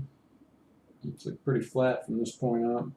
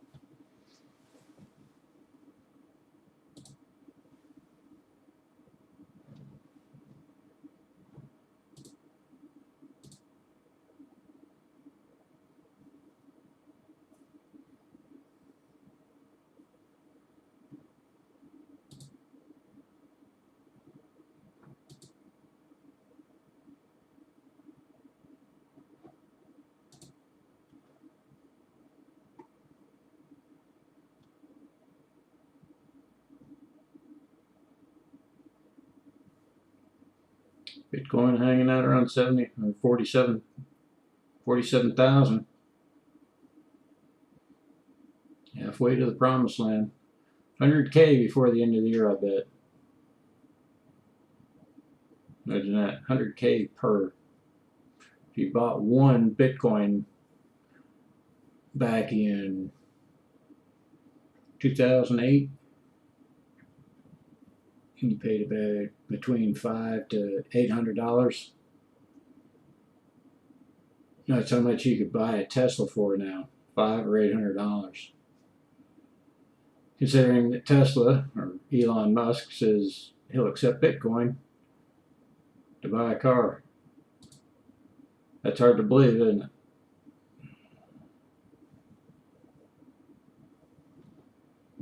But fairly quiet day in the market, just kind of mulling around. Everybody's kind of unsure what they're going to do. I'm sure all the stocks that are out there that made their moves, they usually make them in the morning. That's when the pros get in there. Every once in a while you see one pop just for some odd reason. You don't have to sit here and watch it all day. I'm just doing it because I ain't got nothing better to do right now. I'm waiting to sell a house. And I'm looking around for a pup.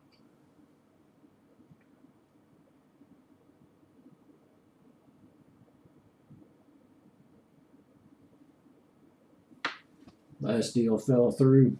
Should have been closed by now. Individual got demoted. Sign of the times. Could not afford it. So, back to square one. Get it relisted. It's going live on Friday. So hopefully we'll take a bunch of offers over a 3-day period. Look at them, see which is the best one, fits my needs. Let them fight over it. Hopefully we get some cash offers. Apparently there's a bunch of cash running around out there. People, there's a shortage of homes. So we'll see what happens. We'll see how many people show up. It's supposed to be some kind of snowstorm coming in.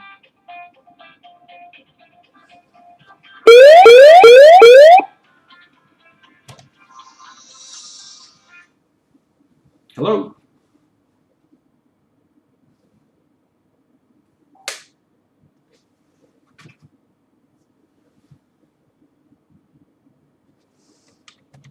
Somebody didn't want to talk. It was probably Google.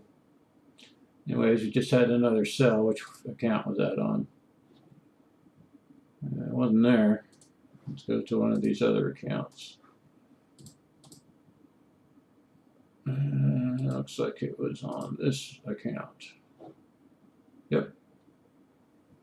Let's see. Get it on the right account. There it is. That's what we do. We take it. We got our sell. So we close and get rid of all the annotations on the chart. Start back over. Done deal. That's the first hit in that account today. So each account's had some kind of hit, but cumulative totals just on, let's see, it's at 21. I don't even know what the other one was. 21.3, 24. Running total 24, so 80, 91. 91 so far on a pretty flat day. But you take what the market gives you. You don't worry about, setting a target amount because you don't know what you're going to miss out on. You also don't know what the market's going to do on a day-to-day basis. But just let it come to you. Just let it do its job. You'd be surprised how when you don't force something, it just comes to you.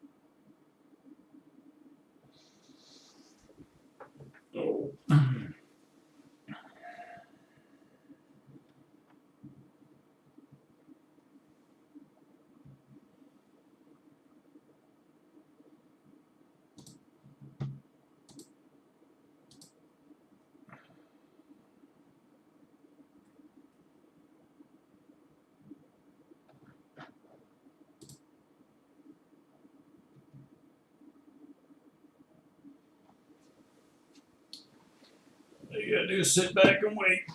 Oh, we're gonna do something. Oh. Oh. Oh.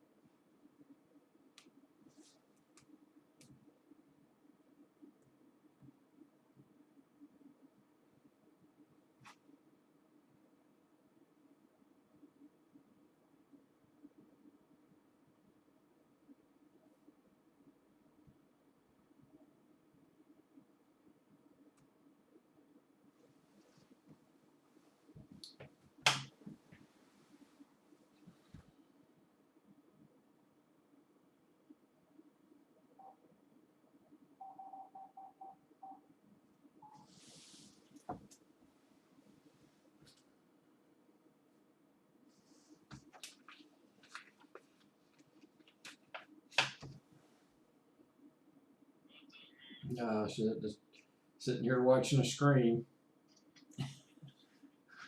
waiting on an email to come back from these people with a pup I'm looking for.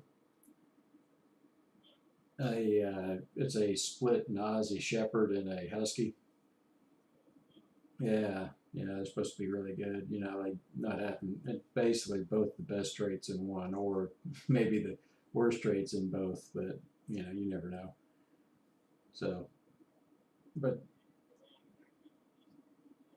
yeah, that's what I'm saying. But they got one male, but they're up in Huntsville, so it's like 150 miles. But I'm like, it's at least 3 hours on those roads, and if I'm gonna do it, I either have to do it tonight or tomorrow because man, that snow is coming in. For by the weekend. Yeah, if you look.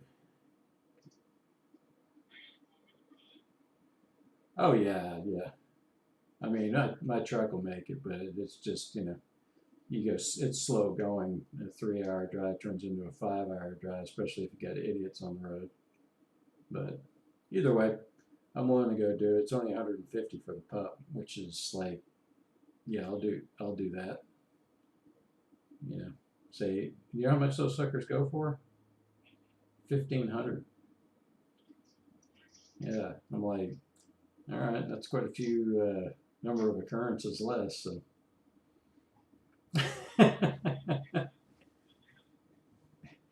Yeah, well, I mean, I figured, Mary was like, well, I trust your judgment. She just wants another pup. She doesn't give a shit what it is. It could be one with one leg.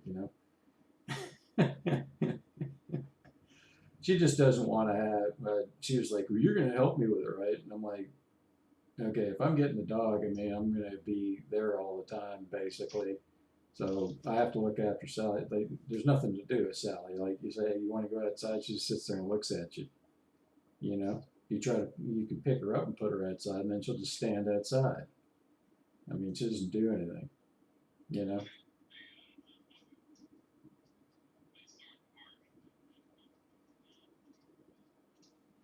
I don't think she's like hurting or anything. I think she's just.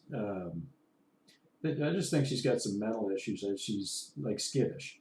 I've seen dogs do that before, but it's funny. She comes out of her shell, and then like if another dog's around, she's all like, playing around. Hey, let's fight. Let's do this. Let's do that. And with another puppy, I think her thinking is that that might help her. And I'm like, all right, well, I'm not opposed to it because, if I get to be here for another week, at least I'll have something to do, play with a pup. And, I mean, I'm not doing shit. It's fucking tough. I mean, sitting here making money, but, made 91 today. I'm just like, all right, talking in the morning, blah, blah, blah. But there's only so much you can say.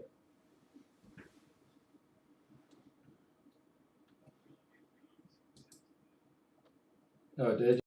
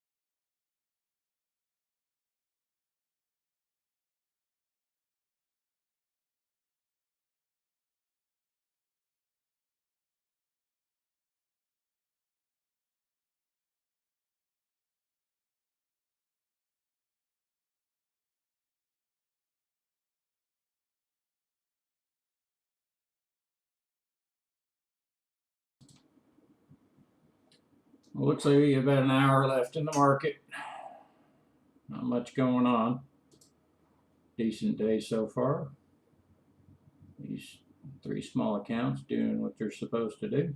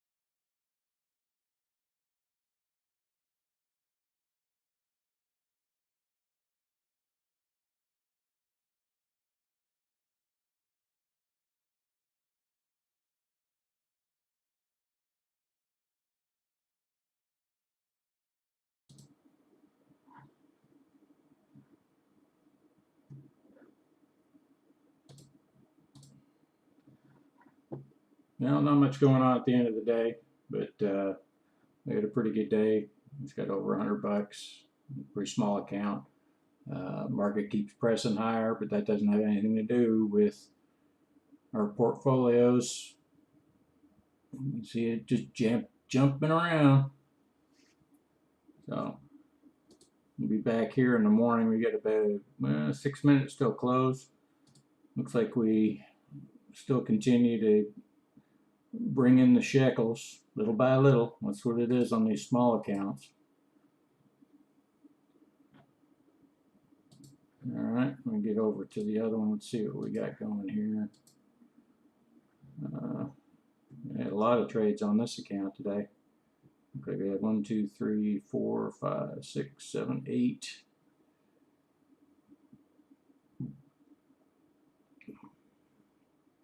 All times of the day. You know, the nice thing is you don't even have to sit around and watch that.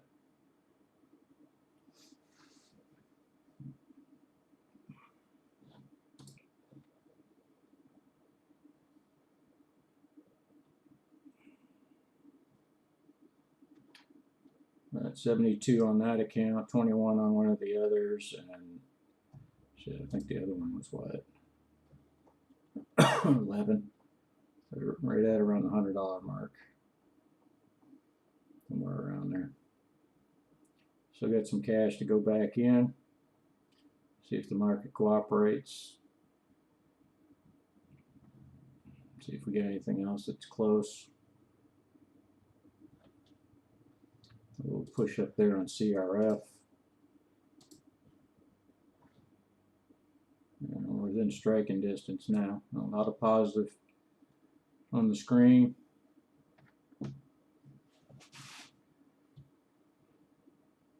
Size will kill you on a small account.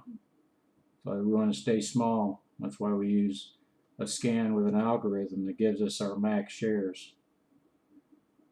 If you think that size is the way to go, you better have the account size to handle it in case you're going to draw it down. So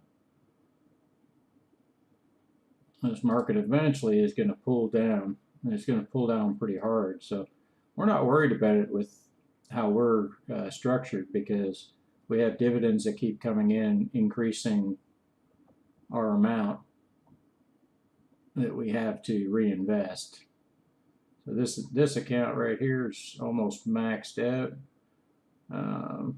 You know, we only put what you got in cash in it, and you know, it will continue to pay you dividends. Just look at all the different dates. So we've got, see, 1, 2, 3, 4. We have 4 paying dividends tomorrow. It's all about cash flow, consistently bringing in, excuse me, cash.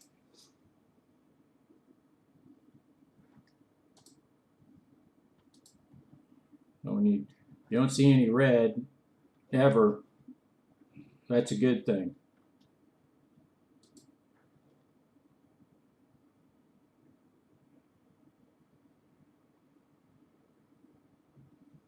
What we're checking for at the end of the day is something to move really hard against the grain, like CMP maybe.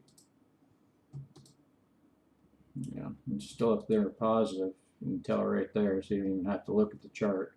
Charts are for reference only.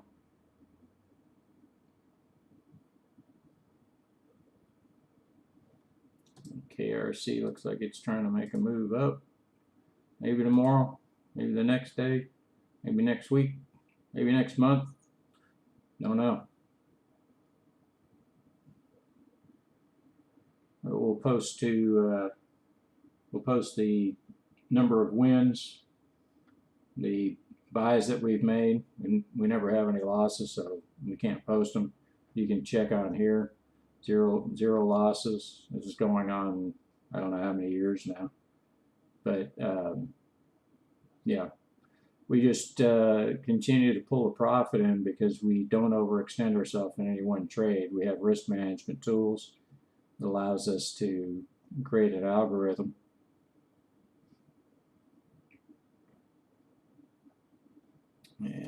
PHT.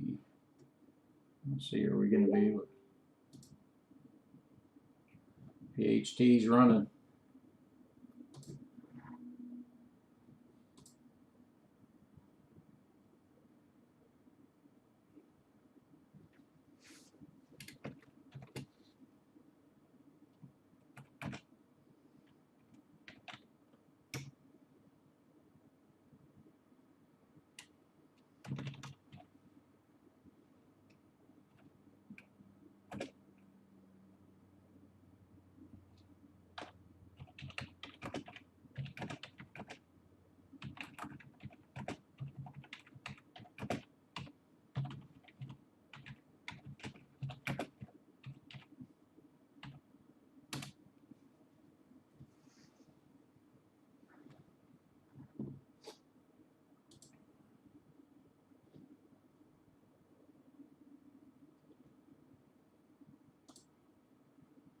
All right, we're closed for the day, so let me tally the stuff up, and I guess we'll see you guys tomorrow. Whoever was in here today, thanks for joining us, and we'll be back at probably around 8 o'clock tomorrow morning. Might be a shorter day. I might have to go pick up a pup about 3 hours away, so we'll see. I hadn't heard anything back, but until then, we'll talk to you later.